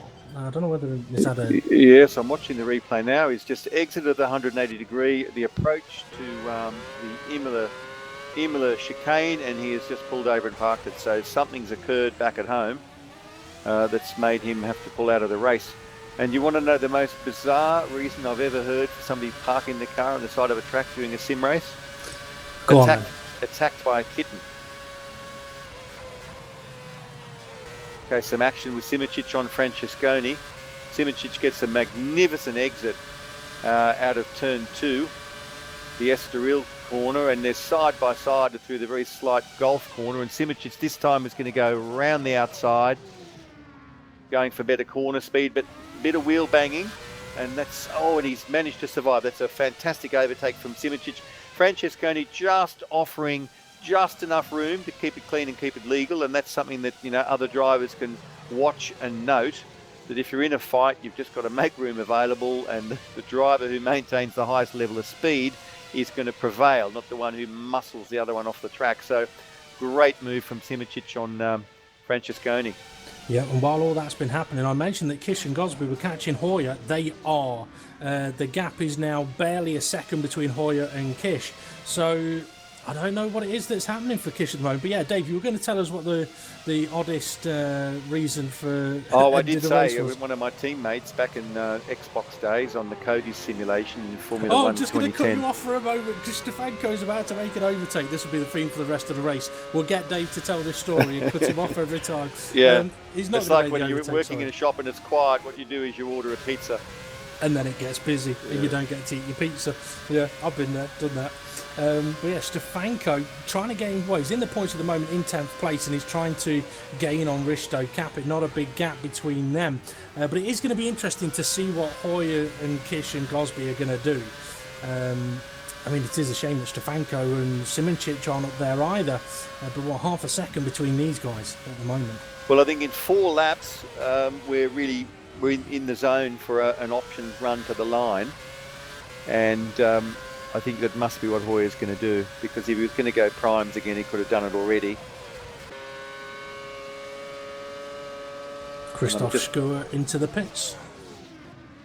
Journey Simicic has just done a purple sector 2, having cleared that other car. Yeah, Mishi is 23 laps into this prime stint. It's a stint to forget, and he's going to be a much happier guy when he jumps onto the options. The longer he runs, of course, means the less fuel he's got to put into the tank for the next stint. 216 litres, including the formation lap, is roughly what the cars need for this track. About 3.05 litres a lap, easy for you to say, times 70 laps. And it was a kitten attacking the guy in his room. Sneaky, Dave. Retire. Sneaky. You got it in without me realising. That's sneaky. Well done. I like it. Were you trying to stop me, Dave? No. No. I just thought it would have been funny for the rest of the show. It would have annoyed you, but it would have been funny for us. So Becca Misculi fighting for P5 is hotting up as well. That's a very small gap between those guys. Just a second, just over a second. As is Hoyer, Kiss, Gosby. So it's all coming alive, and over the next 4 or 5 laps, viewers, we're going to see some action. We're going to see guys putting on their quick tyres, putting on their makeup, and heading out to party. Mr. Capit's pitting off his option tyre. Yeah, that's going to free up Stefanko as well. Stefanko was quick enough on the prime tyre to keep up with Capit on options, so that's going to free up Stefanko a little bit. We saw Becker pit earlier on. I said that he's going to have another stop to do. When Hoyer, Kiss, Gosby all pit, they're going to come out behind Becker, but then Becker's got another stop to do. So Becker doesn't need traffic now, but unfortunately that's exactly what he's got. So Capit's gone. Capit had to go primes because he's done 3 stints of exactly 15 laps each on the options. So he's in a battle now, having come out on his fresh primes. First thing he had to do with the see off Michael Francesconi, which he's managed to do, and that's pretty good going, because when you first put the prime boots on, they're feeling a little hard, little brittle. And it takes a good lap and a half for them to start to come to you and start to feel good, and then you can really start to punish them. Yeah, it's very, very true. I mean, drivers can be quite sensitive objects at times. I know I can be. I mean, for example, in Ace yesterday, I started on primes, went to options, loved it. Today, though, when options onto primes, that changed to a tyre that doesn't have as much grip and heavier fuel. It took a number of laps to really get my head around those tyres, and the minor changes you have to make for the extra fuel load and the tyre compound. So, as you said with Michi Hoyer, I bet he can't wait to put on that set of option tyres. The question is, when is it going to be? I reckon anywhere from now, we could see Hoyer or Kiss or Gosby into the pits. Yeah, next couple of laps. And when Stefanko pits, I'm just doing the maths When Stefanko pits, he's going to be very, very close to Capit, because Capit is 18 seconds up the road and on fresh tyres and won't be stopping again. So this is Capit's time to shine. He's got to really put some laps in now. He will, of course, have 23 laps worth of fuel in his tank. Yeah, Masciuli into the pits. That's going to free up Florian Becker a little bit. He'll be lower on fuel now, Will Becker, but his tyres may not be the best, but he needs to have about, well, however many laps he's going to do left on his stint. He needs to absolutely nail them, because he needs to close up the gap between second, third and fourth so that he's got less of a gap to try and close up. But I don't think he's going to be able to close it, because they're all going to be on options on similar fuel loads. Well, Stefanko just managed to clear him as Masciuli left the pit exit lane. Masciuli's car's the only one in the right colours for this circuit, because this circuit was the home circuit to the Ligier team for many, many years. Just to let you know, sorry, Christoph Skora may be able to make a move. No, he can't. Sorry, my apologies. No problem. Well, I've just been informed though. Simoncic did. Simoncic making a move on Christoph Skora, I believe. So perhaps we should look at a replay of that. While you're doing that, Kiss has entered the pits. He wasn't going to pit. It looked like a late call. It looked like he was going to go for the final corner, went into the pits, option tyres. So Simoncic, big attack under the Adelaide hairpin. He shifts his line at the last moment under the brakes. Was almost a Daniel Ricciardo fakie. And Cody Blanton in front of him has a bit of an oversteer moment exiting the 180. The Adelaide hairpin, and Simoncic is now right on Cody Blanton's gearbox, and Simoncic is just driving so precisely and so ruthlessly at the moment. Wow, what an exit. Simoncic has cleared 2 cars in 1 sector. Awesome driving. Stefanko, Blanton into the pits for their final stops. Daniel Kish, let's see, the gap's 18 seconds to Michi Hoyer at the moment. He needs to absolutely take everything he can out of these tyres now. And looking at it, Daniel Kish has actually got a little bit of right end plate damage, which may have been compromising him for quite some time in this race, but I've only just spotted it as Patel heads into the pits. Yes, Stefanko, in my opinion, will need to pit again. He's 8 laps into this option stint. His last option stint was 22 laps. But he's not going to get 30 laps out of a set. So he's absolutely making hay while the sun shines, and that was a stunning bit of driving. If anybody wants to see this is going to be close, or could be close. Michi Hoyer, Daniel Kish. Hoyer coming out of the pits now. Where is Daniel Kish? He's coming around turn Hoyer's 1. just going to have it, but ever so close. And that's the effect of having the extra fuel in, or the full fuel, not full, but the fuel for this stint in for that 1 lap has just given Michi Hoyer, a second, 0.8 of a second gap there? Yeah, no, exactly. We used to frequently refer to the undercut being used successfully last season, because you'd put the fresh rubber on. Fuel was always equal because everyone had the same amount of fuel for the whole race. So the fresh tyres would give you the edge, but now it's all about fuel load. Yep, Martin Gosby now in the lead of the race, but he's got another stop to do. If he can do a couple more laps, he could get himself an overcut here on Hoyer and Kiss. But I think the most painful thing for Hoyer there may have been when he pulled into his pit box, he was able to see Mohamed Patel drive away from his, unfortunately. That's how much that prime stint has hurt Michi Hoyer. But Patel, Hoyer both on the option tyre now, and Gosby has continued on. Well, Gosby is 26 laps into this prime stint, so his tyres aren't going to be doing anything fancy at the moment. He will need to pit, but it must be so tantalising for him, because he's got Lukasek is 18 seconds behind him. That's the battle that he'll have when he rejoins, and I reckon Michi Hoyer, having put on these options, has got that feeling when an unpopular relative leaves your home. He's just gotten rid of those primes and he's got on a tyre that he's getting on well with. Yeah, definitely. I mean, Daniel Kish may have had confidence from the last stint, but I wouldn't be surprised if we do see Hoyer sort of open up that gap and pull away, because there's no doubt that on the option tyre at the start of this race, Hoyer was quick. We couldn't really get to see Patel's true pace, though. No, indeed. We've got about 11 seconds net between them at the moment. Becker, who's currently holding P3, Becker is out of sequence. His tyres are 13 laps old, and he will need to pit soon, and which is going to right now. Gosby's in the pits now. Speaking of pit stops. Now, it is going to be interesting to see whether those extra 2 or 3 laps is going to have been enough to give him an overcut. Let's see, Hoyer and Kiss coming through the final chicane now. No, they're going to be ahead of him just, I believe, yeah. Both drivers go past. But, interestingly, Lukaszek now in 6th place. I'll check if he needs to make another stop. No, he doesn't. Lukaszek is he's rubbered up till the end of this race. He only stopped about 3-4 laps ago for the primes. So he's really injected himself into a good position now. No, I'm talking rubbish. He's done 15 laps on these tyres. I was confusing him with somebody else. My apologies to the audience.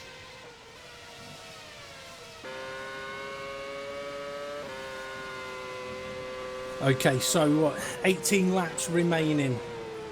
The gap between Patel and Becker under 5 seconds, but Becker's got another pit stop to do. Michi Hoyer has opened up the gap a little bit to Daniel Kiss, and Gosby, having made his stop, looks like he's on a charge, and he's going to try and attack Daniel Kiss if he can. He's right up his gearbox, and this is going to free up Michi Hoyer more and more as the cars in 4th and 5th begin to fight. And Hoyer is hauling in Patel by fractions of a second, the thick end of 3/4 of a second per lap at the moment. He's down to 9.6, which is the closest he's been to Hoyer since they had their first option stint. He dropped back to 10 seconds in that last battle. He's now closed within 10 seconds, 18 laps to go. Gosby's got a chance here. He's quite close to Kiss. He's gaining quite nicely. He's going to go for massive it, overspeed. Kiss has got to decide which way to go. He almost took 2 bites of the cherry, kept it legal. Yeah, and he was able to move out to the outside and block Gosby's way because Gosby had absolutely no overlap on exit there. So very aggressive defence from Kiss, but within the wheelbox, within Gosby the rulebook, and the Gosby has slid into the side of Kiss's car. Sorry, Dave. That's all right. I wasn't on the best of camera angles there for myself. I was on sort of spectate view, so I didn't see exactly what happened, but I do know that Gosby, half of his, some of his right end plate has gone, sort of matched with Daniel Kish now. Yeah, Gosby just went too hot into the 180-degree hairpin and lost his end plate on the side of Kiss's car. Kiss was there doing everything he should be doing, and Gosby just went in a bit too hot. So, yeah, his front downforce is going to be compromised a little bit now, which is a shame. Yep, that is true. He's also going to have to be careful of trying that one again. Although, you never know, Kish may defend it next time, which could give Gosby an opportunity elsewhere. He's close again, but I don't think he's going to be close enough on this occasion. I'm just having a quick look, see if we've got any close battles elsewhere. This does look like it is the closest fight. Risto Caput and Francesconi, about a second between those two and a couple of seconds between Macy and Cody in 14th and 15th. Yerny Simičić, though, he's managed to get himself back up to 9th place with Fran Lopez 5 seconds ahead of him. So a few gaps to keep an eye on out there, but I've got to say... You want to know something interesting, Dave? Mohammed Patel is running mid-114s at the moment, 14.4, 14.5. Michi Hoyer is running 14 flat. He's done a 14.0, a 13.9, a 14.0. Michi Hoyer is on fire, and he's running half a second a lap quicker than Mohammed Patel, so he's absolutely got his knife in his teeth. Well, Florian Becker into the pits for his final stop. But would you like to know something interesting as well, Dave? Please do. I've seen this from Mohammed Patel before. You wait until about lap 67, 68 when he starts pumping in fastest lap of the race by a ridiculous margin. Because I got a feeling that he is just out there now enjoying the sunshine, enjoying the margin he's got, and perhaps thinking, come on guys, got to bring me a bit more of a challenge. However, as we all know as racers, you can't lose concentration, because if you do, your race can end in a heartbeat. So Michi Hoyer doing exactly what he needs to, pumping in the lap times, get away from this battle for third behind him, apply as much pressure as he can on Patel in the hope that if Patel does make a mistake, he's there to pounce, or that Patel perhaps feels he goes for picking up his pace and then makes a mistake. Well, Patel has picked his pace up slightly. He's done the fastest lap of his stint, which is a 14.336. And he's just about to cross the line now, and I'll be able to give you a fresh lap time. And we'll see if Patel is responding or not. Yeah, 14.308. So Patel has responded somewhat. But Hoyer is now 9 seconds flat behind Patel and running a 14.1. So Gosby's got a very good run on Daniel Kish into turn 1. Kish a little bit sideways into 2. Gosby is really close now. This may be his best opportunity so far. I've seen him get up to about 317 kilometres an hour already. Is he going to be able to improve on that? 318, pulls out and it drops down. He's going to have to go for a bit of a switchback, get on that throttle, hope the rear doesn't step out, but it does a little bit, and that allows Daniel Kish to just hold on. And perhaps frustrates Martin Gosby a little bit, and he may have to think about attacking elsewhere. It was a very good attack from Gosby there, very strong attack. Again, a resolute defence from Kiss. Moving slightly under brakes, you sort of, you choose a line, you choose a side, and then you sort of move back from the right-hand side to the middle a little bit, which technically isn't illegal. You've only got to provide room. But yeah, certainly off-putting if you're the car that's attacking and the car in front of you moves, a bit sort of Max Verstappen-esque. Well, so the Hoyer charge is sort of somewhat blunted now. He's stabilised at about 9.3 seconds from Mohammed Patel. This fight though for third, it's still going strong. Gosby is oh so close to Kish. It's such a frustrating position to be in though when you're this close. Because it comes down to, as I think you said, or I think we talked about in Ace, it comes down to those minor details of what you do on a lap as to whether you're going to be able to make an overtake or whether you're able to defend. And for Gosby, this would be quite frustrating at the moment, but for us, it's fantastic. Lopez making his final pit stop now and driving back out on options. Well, Gosby's in good shape, really. If he's in this fight for the podium, and the other guy that's done pretty darn well, well, Lukaszek, as we just discussed earlier, does need to pit again. So 34 seconds. That's going to put him back out in 8th place ahead of Christoph Schoer. So certainly a top 10 result in World Championships will do something to lift his mood on a Sunday afternoon after the horrendous bad luck he had in Pro earlier today. Yeah, I haven't seen exactly what happened. I've not had a chance to chat to him. Oh. He took from pole, led into the first lap, disconnected, just disappeared. Oh dear. Gosby again, ever so close to Kish. But yeah, I mean, I know I'm going to be having a look back at the pro race from earlier today. Gosby's got a fantastic opportunity here. But we've seen him try it a couple of times and it not quite work. As I said very early on in this race, though, going around the outside into this hairpin, it's not the easiest of places to make the move as Gosby gets sideways. And that's one of the reasons why. We've seen Gosby try going all the way around the outside. It hasn't worked. We've seen him go for the switchback. It hasn't worked. I think the only way it's really going to work is if he can get ahead or get into that right-hand side on the run up to the hairpin. Yes, and then sort of staying within the rules, bully him a bit on the exit. Only give him just a car's width of tarmac and get a good drive on the exit.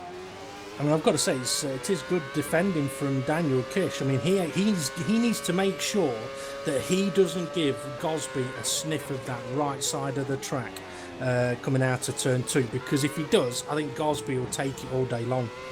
Well, they're all in the top 4, all FSR World Championship race-winning drivers, other than Hoyer, currently running P2.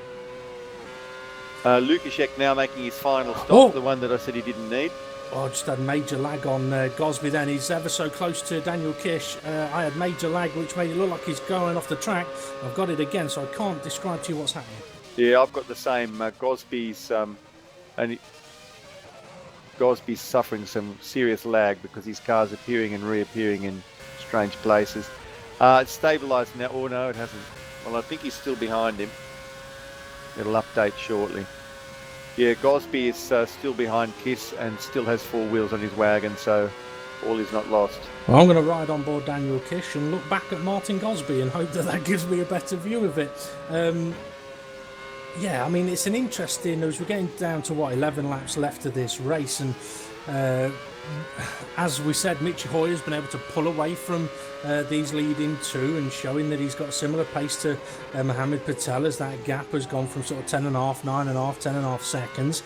But it's going to be interesting to see how far Gosby is going to be willing to put up with being stuck.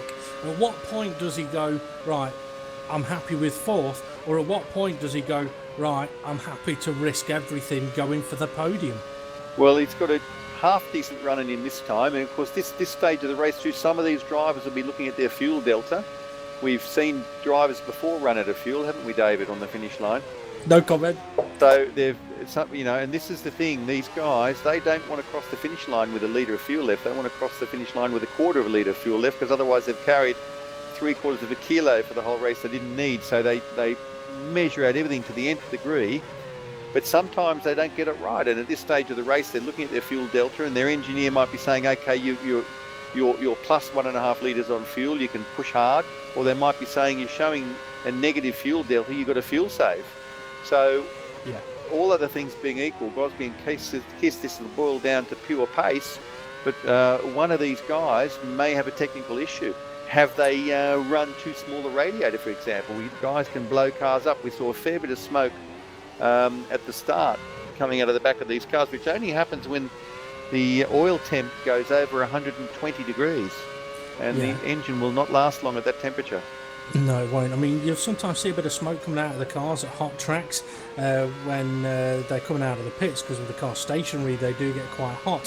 While we're keeping an eye on this battle between Kiss and Gosby, I just want to let you know that Simincic looks like he's gaining on Stefanko. That's a battle that's going to potentially evolve. We've also got Lopez catching up, I think, to Risto Capit, and Gosby right on the rear wing of Daniel Kiss on the exit of the hairpin, but nowhere really to go for a brave move until sort of into the final sector now, and Gosby getting a little bit sideways. He's absolutely on the limit. He's certainly putting massive pressure on Daniel Kiss here. You know, this is lap after lap that these guys are sitting within 2.5 tenths of a second from each other, and who is going to find the unrelenting pressure too much? Will it be the pursuer or the pursued? You know, Kiss, when you've got somebody attacking you this resolutely, lap after lap after lap, keeping it cool is not easy, although we've seen with Kiss he certainly can do that. But Gosby, I don't think Gosby's going to be happy with fourth when he can sniff a podium ahead of him. He's had a win. He had he's won before back in 09 in FSR, but he had a win, I think, in Silverstone in a wet and drying race, which was a thriller. And that, by the way, was involving some pretty clever tyre strategy. He started on primes rather than options, and he's got a big run in him now down into the Adelaide hairpin, and he's going to get a nicer run out. He's got a nicer line. No, it's still the rear end steps out when he puts 750 horsepower down at 18,000 RPM and in a low gear, and the rears just can't handle it. Simincic looks like he's about to make a move on Stefanko down into the hairpin. Oh, Stefanko moves under braking. Simincic has to switch sides of the track. That may have just caught him off guard a little bit there, as Simincic now gets a little bit sideways on exit. You know why I wouldn't have done that? Because I think that's going to make Journey Simincic a bit angry. He's a bit like the Hulk as well. Don't make him angry. He just overtakes you faster. He's just gonna... big sideways from Simincic there. He is absolutely going to have his... as Toto Wolff calls it, he's going to be coming at him with his knife in his teeth now. Yep, and we also have a three-way battle as well that's come together. 10th place, Risto Capit, Fran Lopez and Christoph Schoer, all within 2 seconds of each other. So we're into the last 7 laps of this race, and it's all coming alive again. Actually, Christoph Schoer looks like he's about to make the move. Very sideways for both himself and Fran Lopez. So yeah, it might even be nice watching these guys down the straight, because if we got it right, Lopez is going to have the top speed. Oh, Simincic on Stefanko. Oh yeah, big closing speed on Stefanko. down the outside. If he's brave enough under brakes, he will have the more rubbered line. Stefanko drifts sideways a little bit. Simičić should get the better drive. And it's not closed out yet, though. Simičić just put a wheel onto the AstroTurf. Oh, and Stefanko hangs on by the narrowest of margins. That was almost a done deal. And Stefanko now locks up the front left of the entry to the 180-degree hairpin. And it is all on. It is rock and roll at the moment between these two guys. And this is not going to be over until the flag drops. Yep, no movement between 10th, 11th and 12th. Christoph Schoer, I think, may have been put off a little bit by Fran Lopez to wheel in the final chicane. Fran Lopez, even with his decent top speed, wasn't able to really make any gains on Risto capping. I think it's because he's losing too much through turns 1 and 2. Kish and Gosby, oh, they're really close. They're really, really close. Oh, Gosby all out of shape on the exit of the hairpin. He's still trying to make this move, still unable to do so, and I wouldn't be surprised if Simičić is going to be having another go on Stefanko. Okay, great drive by Simičić out of the turn onto the main straight, and he's on his gearbox 300 metres before the braking zone. Stefanko feints right to try to bluff him, but Simičić owns the apex and is in front on track. Clean drive out, and the deal is done. Simičić has passed Stefanko. Lopez, P8, fabulous move. Lopez, he's going for a late braking move. I don't know if he's been able to complete it because I've pressed the wrong button by mistake. He's still behind Risto Caput. Sorry, Gosby. I think Gosby and Kish just came together. They were side by side into the third to last corner. A little bit of contact between the two of them. I think Gosby may have gone for a bit of a move where he hasn't tried it before. Yeah, I've gone back on the replay. Gosby got beside him into the entry into the final complex, fully side by side as they entered the Lycée complex. A little bit of a tap, a little bit of a love tap from Kiss, and put him back where he was beforehand. So very ambitious move, but a good move by Gosby. And Kiss managed to rebuff it fairly cleanly. Yeah, I believe the viewers are going to be able to have a look at a replay of that one. I did get to see it myself as well, so yeah, tiny bit of contact. Oh, Lopez threw on Caput and now dropped back again. Oh, that he went for that, unless that was that same one that you called earlier. No, I'm live. Caput went for that move again through the final chicane. Dropped back. Or rather, Lopez did, and momentarily put his nose ahead as they entered the pit straight, but was so far out onto the grass that he couldn't get drive and ended up at the rear of these three again. Oh, and contact between yes, Schoer and Lopez now, I believe. I saw that, yeah. Lopez just tapped the, and I think he's slowing to let him back through. No, Lopez just tapped the inside rear of... I'm going to cut you off quickly, Dave. Martin Gosby is on the back of Daniel Kish again. I know I've said it a few times, but I want to quickly point it out because something we haven't really spotted while this has been going on. Florian Becker, he's only a second and a half behind Gosby now. After his last stop, he was about 10-11 seconds behind, I believe, and he's managed to close that gap up, sort of under the radar. May come into this in the last 4 laps, but I think Gosby is getting ever so frustrated and angry now that he's not been able to make the move.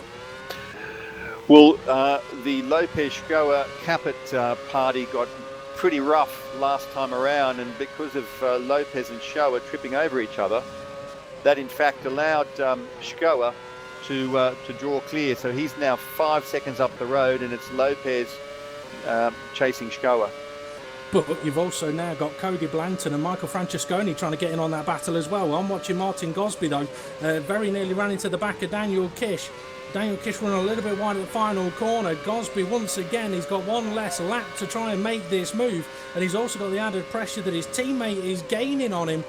Gosby is going to be so annoyed if he doesn't make this happen, because I feel that if he's able to get ahead, he's going to be able to pull himself out a little bit of a gap. He's got a fantastic run. But once again, actually Kish doesn't defend the right hand side this time, but Gosby doesn't even contemplate having a look up the inside into the hairpin.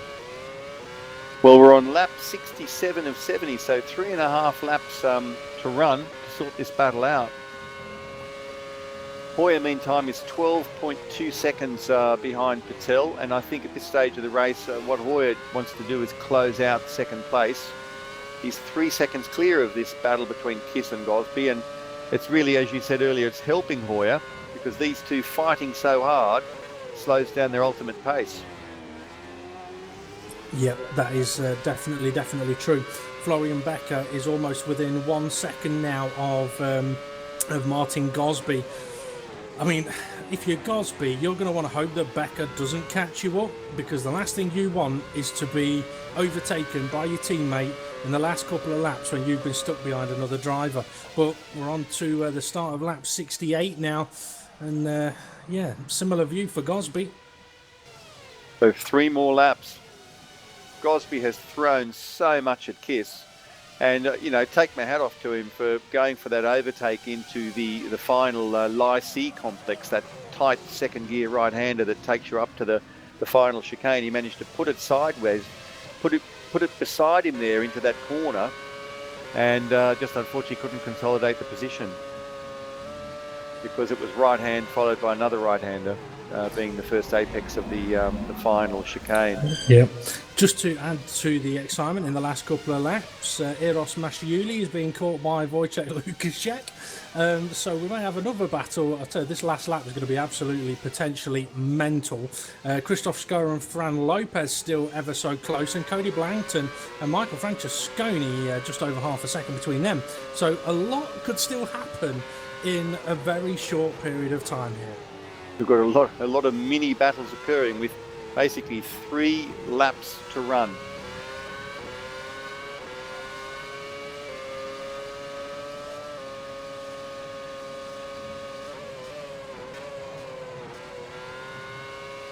So can Martin Gosby, can he make a move? Can he get anything done? What is he willing to risk? Because his teammate is now, actually I think his teammate may have just made a mistake. Still a second behind. But yeah, Florian Becker definitely getting in on this fight. And also Michi Hoyer, I don't know if his tyres have gone off, because he's now only a couple of seconds up the road. He's lost a good 4 or 5 seconds to Mohamed Patel. Just inform you may have seen Lukaszek passed Eros Masciuli. Perhaps we can see that on the replay if possible. I'm just rewinding it myself now, and of course, lo and behold, big attack into the Adelaide hairpin. Lukaszek owned the right-hand side of the track, took the apex, got the car rotated beautifully using the curb there, and that was such a fantastic turn and such a fantastic exit, having taken that really acute attacking line. So beautiful move by Lukaszek, and putting him up into 6th place in this World Championship race. We're on to the last lap of the race, and I think we may be about to see a 3-way battle into the hairpin. Gosby, Becker and Daniel Kish ahead of them. Becker is already in position to attack Martin Gosby. This is what I said Gosby may fear, that his teammate catches him up and tries to pass him straight away. There's actually a little bit of contact between the two teammates, and Florian Becker takes that sign of back off mate, this is my fight, leave me to it. But Becker is the quicker of the drivers at the moment, but Daniel Kish manages to survive.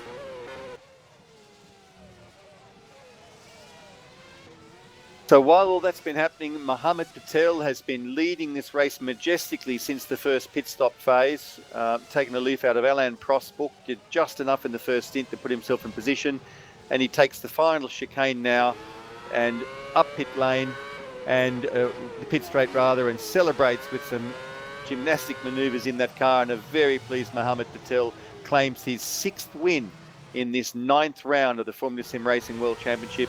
Stupendous drive from Mohamed Patel. Michi Hoyer now just crossing the line in 2nd place, and Hoyer's looking pretty darn happy to have that. 3rd, 4th, 5th, ever so close there across the finish line. Lukaszek is going to take 6th place. Masciuli 7th. Yerny Simoncic, I don't think he's going to be overly pleased with this one, down in 8th place. But also Martin Stefanko, I do not think he's going to be happy with a 2 points finish of 9th. Risto Capit in position to take the final point in 10th place. But what a race we've had there, Dave. I mean, I've mentioned about how hot it has been here at the track today. I've got a feeling that each one of those guys in the top 5 there are going to need a shower. Apart from perhaps Mohamed Patel, who's probably as cool as a feather right now, just happily winning races. Yeah, amazing amount of battling there. We had some tremendous on-track attacks, defences, and a really, really exciting race. No question about it. And Mohammed Patel just enjoying his cool-down lap now, bringing the car back round to the pits. But yeah, superb race. I mean, you mentioned that it's his sixth win in the championship this season, and I mean, he already had quite a nice gap at the top of the standings. He's just gone and increased it by a fair margin, I do believe, and we might have to have a quick look at that. We may also be able to have a quick chat, hopefully with I think all of the podium sitters, but it would be nice if we could have a chat with definitely Mohammed Patel and perhaps just see how out of breath he is, or maybe isn't, because once again it's been an interesting race from him where he seems very calm, collected, knows exactly what he needs to do, goes out there and does it. Yeah, no, superb drive. I mean, I was going to say to you, you know, who's your pick for driver of the day, but it sort of goes without saying, really, doesn't it? Amazing drive by Patel. He just sat patiently on Michi Hoyer's gearbox for that first stint, giving Michi a 20-odd lap taste of the lead. But then, you know what? I'd say, yeah, you could give it Mohammed Patel. But I think 6 wins, I'm going to start expecting it from him now.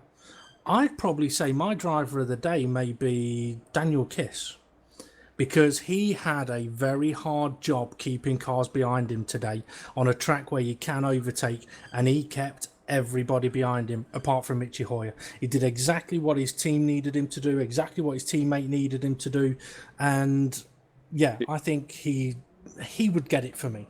Yeah, no, that was a fantastic drive, and by the way, we've just had Michi Hoyer join us in the commentary booth. So I'll start by welcoming firstly Michi.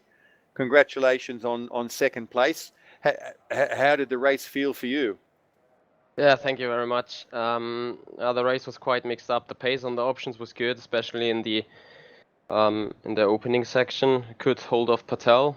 Unfortunately, I was taken over by a good overcut of him after the first pit stop, and then on the primes, I had a hard life on the primes. I mean, Kiss and Ghostby were coming close. Beaker irritated me a little bit with his 3-stop strategy, but I think it was important to stay ahead of him. And yeah, in the end, Kiss and Ghostby got me at the end of their stints, and I was again feared for getting overtaken by their undercut, but eventually I got a good in-lap into my second pit stop. And on the option, the cards were shuffled new again. And fortunately for me, the option tires were a lot better on my car than the primes. Yeah, it certainly looked like it was going to be a very, very, well, it looked like it was being a very uncomfortable prime stint, because you did a great job holding off Mo Patel for the first stint, because he was so close to you and so many times you had to repel attacks. Yeah. But then once you went on the primes, it was just clear you weren't getting on very well with the primes. What do you put that down to? I got no idea, because basically I was struggling all weekend with any sort of tire on the car, and but I did most of the practice for the primes. So it was, I don't even know, I need to analyze it a bit and compare with what I did in the testing. But for some reason the prime just didn't develop the same speed as it did for others.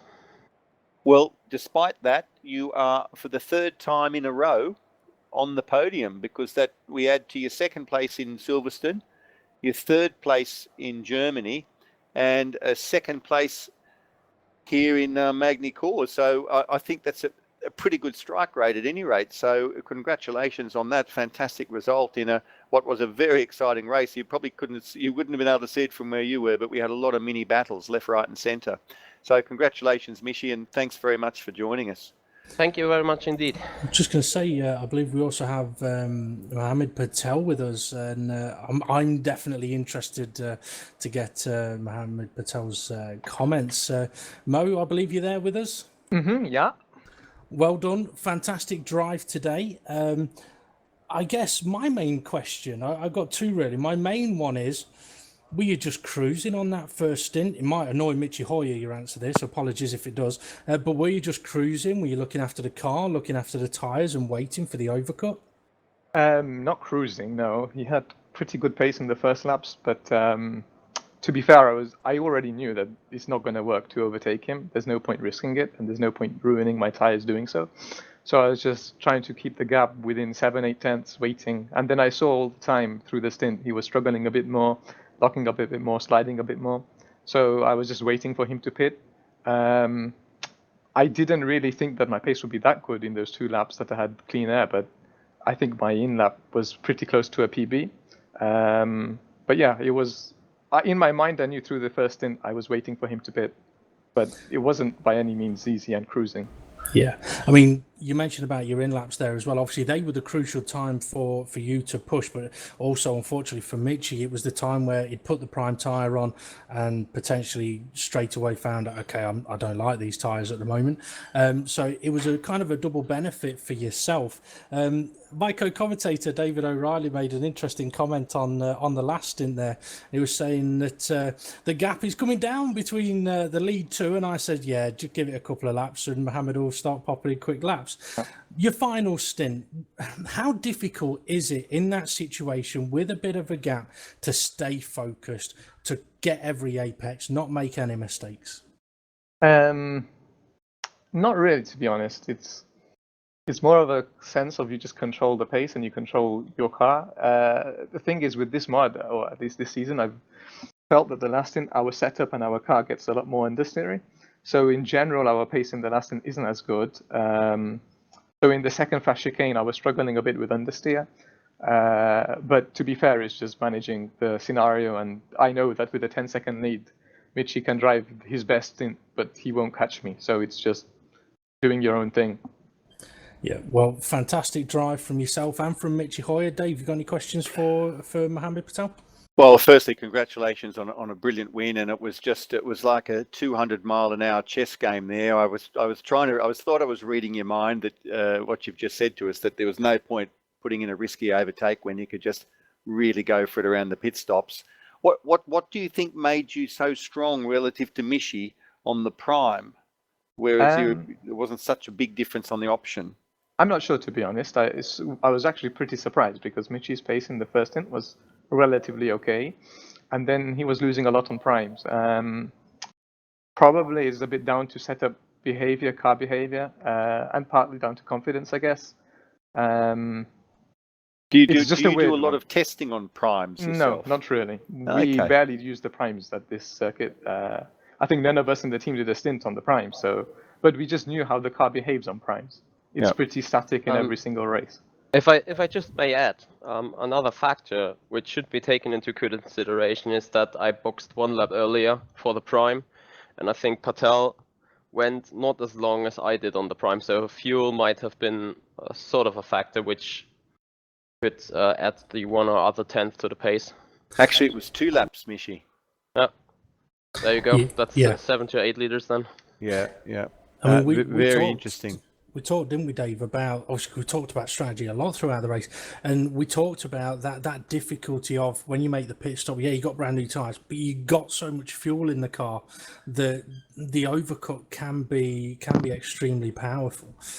So I think Mitchy Hoyer did a fantastic job. I have got another quick question for Mitchy, if that's all right, before we go on to Daniel Kish, who's also with us. Mitchy, you could kind of see what was kicking off behind you. There was one hell of a battle behind you, and you touched on it. You could see like Daniel Kish, Gosby, Becker fighting it out, and they came very close to you at the end of the race. Did you have any problems in that final stint, or was it just a case of it doesn't matter what the gap is, get to the end ahead of them? It was just the type of theory David O'Reilly asked to Patel. The last 5 laps or so I was struggling with concentration, the sweat was running down into my eyes, stuff like that, and I lost the car a lot at turn 8, like 2 or 3 times, where I lost half a second to them. And, well, especially in the last 2 laps, I just took every apex like 10 to 20 kph slower, because I knew how, no matter how good the tires are still in shape, they won't make the 4-second gap to 0 and then they won't overtake me. So I just pulled out the pace of my car in order to not crash anywhere, because there were actually quite a lot of death traps on that track. Yeah, very, very true. And you mentioned about the sweat dropping into your eyes there. It is a factor that I think most of the drivers out there will have suffered with today, apart from perhaps Mohammed Patel. But one driver that I think will be a little bit more sweaty than anybody else today might be our third place podium sitter, Daniel Kish. Daniel, I've only got really one main question for you, and that is, first of all, well done, fantastic drive. But the question is, how much effort has that just taken to keep every other car behind you in the way that you did for 70 laps of the race? Yeah, first of all, thank you. Well, it was quite a busy race. To be fair, I was struggling with pace throughout testing as well, so I never expected to be on the podium. And once Martin caught me in the second stint, I knew that it was going to be a difficult race, because he had good pace even on primes. But I think I was okay on primes, but my pace was never there on options. I was struggling a lot in sector 3, so he could attack me a lot. And then I was really surprised by him staying so close in turn 2. So he could easily stay like within 3 turns behind me, and I was like, there's no way how he can do that. So yeah, I had to defend a lot, so that's why I couldn't be closer to Michi in the last stint. Yeah, I mean, I touched on it in commentary. I mean, you're right with about that gap that Gosby had to you around turn 2. I mean, anything sort of above 0.3 of a second, it wasn't enough for him to try and attack. Mm-hmm. But I mean, we saw you defend a lot of times into the hairpin. How crucial would you say it was to not open up the door on the right-hand side of the track to him? Because whenever he tried attacking you on the left-hand side of the circuit, he couldn't get the move done. So how important was it defending that right side of the track? It was extremely important. So if I opened up the door to him, he would dive. And as you could see, he tried to attack me like 5 or 6 times on the outside as well.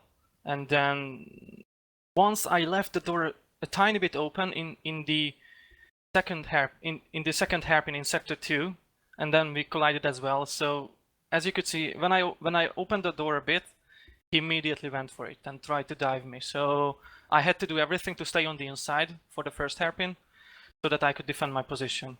And I think that worked out well for me. It definitely did. Great stuff, Dave. You got any questions for? Well, for just Daniel? to say, magnificent race, really, and mesmerising battles the whole race long, Daniel. So fantastic defence. I think if you weren't feeling awesome pace-wise on the option, you certainly optimised your result by getting on the podium. So well done and a very entertaining race. So thanks for providing that. Thank you. I've got one sort of last comment for Mohammed Patel. Well done. David O'Reilly mentioned it on the broadcast. It's your 6th race win of the season. You've opened up the gap in the championship standings. Oh, last sort of cheeky question to you is, are you going to slow down a bit so you can be on the broadcast a bit more, or are you just going to watch everybody else racing when you watch it back? I'd like it if Danny would win a couple of races. Hopefully he can get a bit better luck in the next couple of races in qualifying and win. So it's pretty much the same as what I said last week. But to be fair, all our team is doing pretty well. So Eros, Michele, Danny are all helping with the car and practicing through the week. So without them, although they don't really have the points, half of the result goes down to them as well. And also a big thanks to Thrustmaster and to BMC for their assistance this week.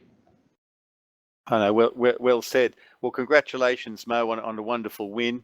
And I also noticed that we've got Martin Stefanko's joined us here in the commentary booth, so we might just get a quick word with Martin, if possible, if you're about. So, Martin, it looked from our position to be a pretty frustrating race for you, and one that offered so much potential for a better result, but in the end, you did pretty well to recover to the position that you did. How did you feel about today? Well, first of all, I would like to thank Gosby, Simonjic, and Araneda for destroying my car and destroying my race, basically. The pace was there.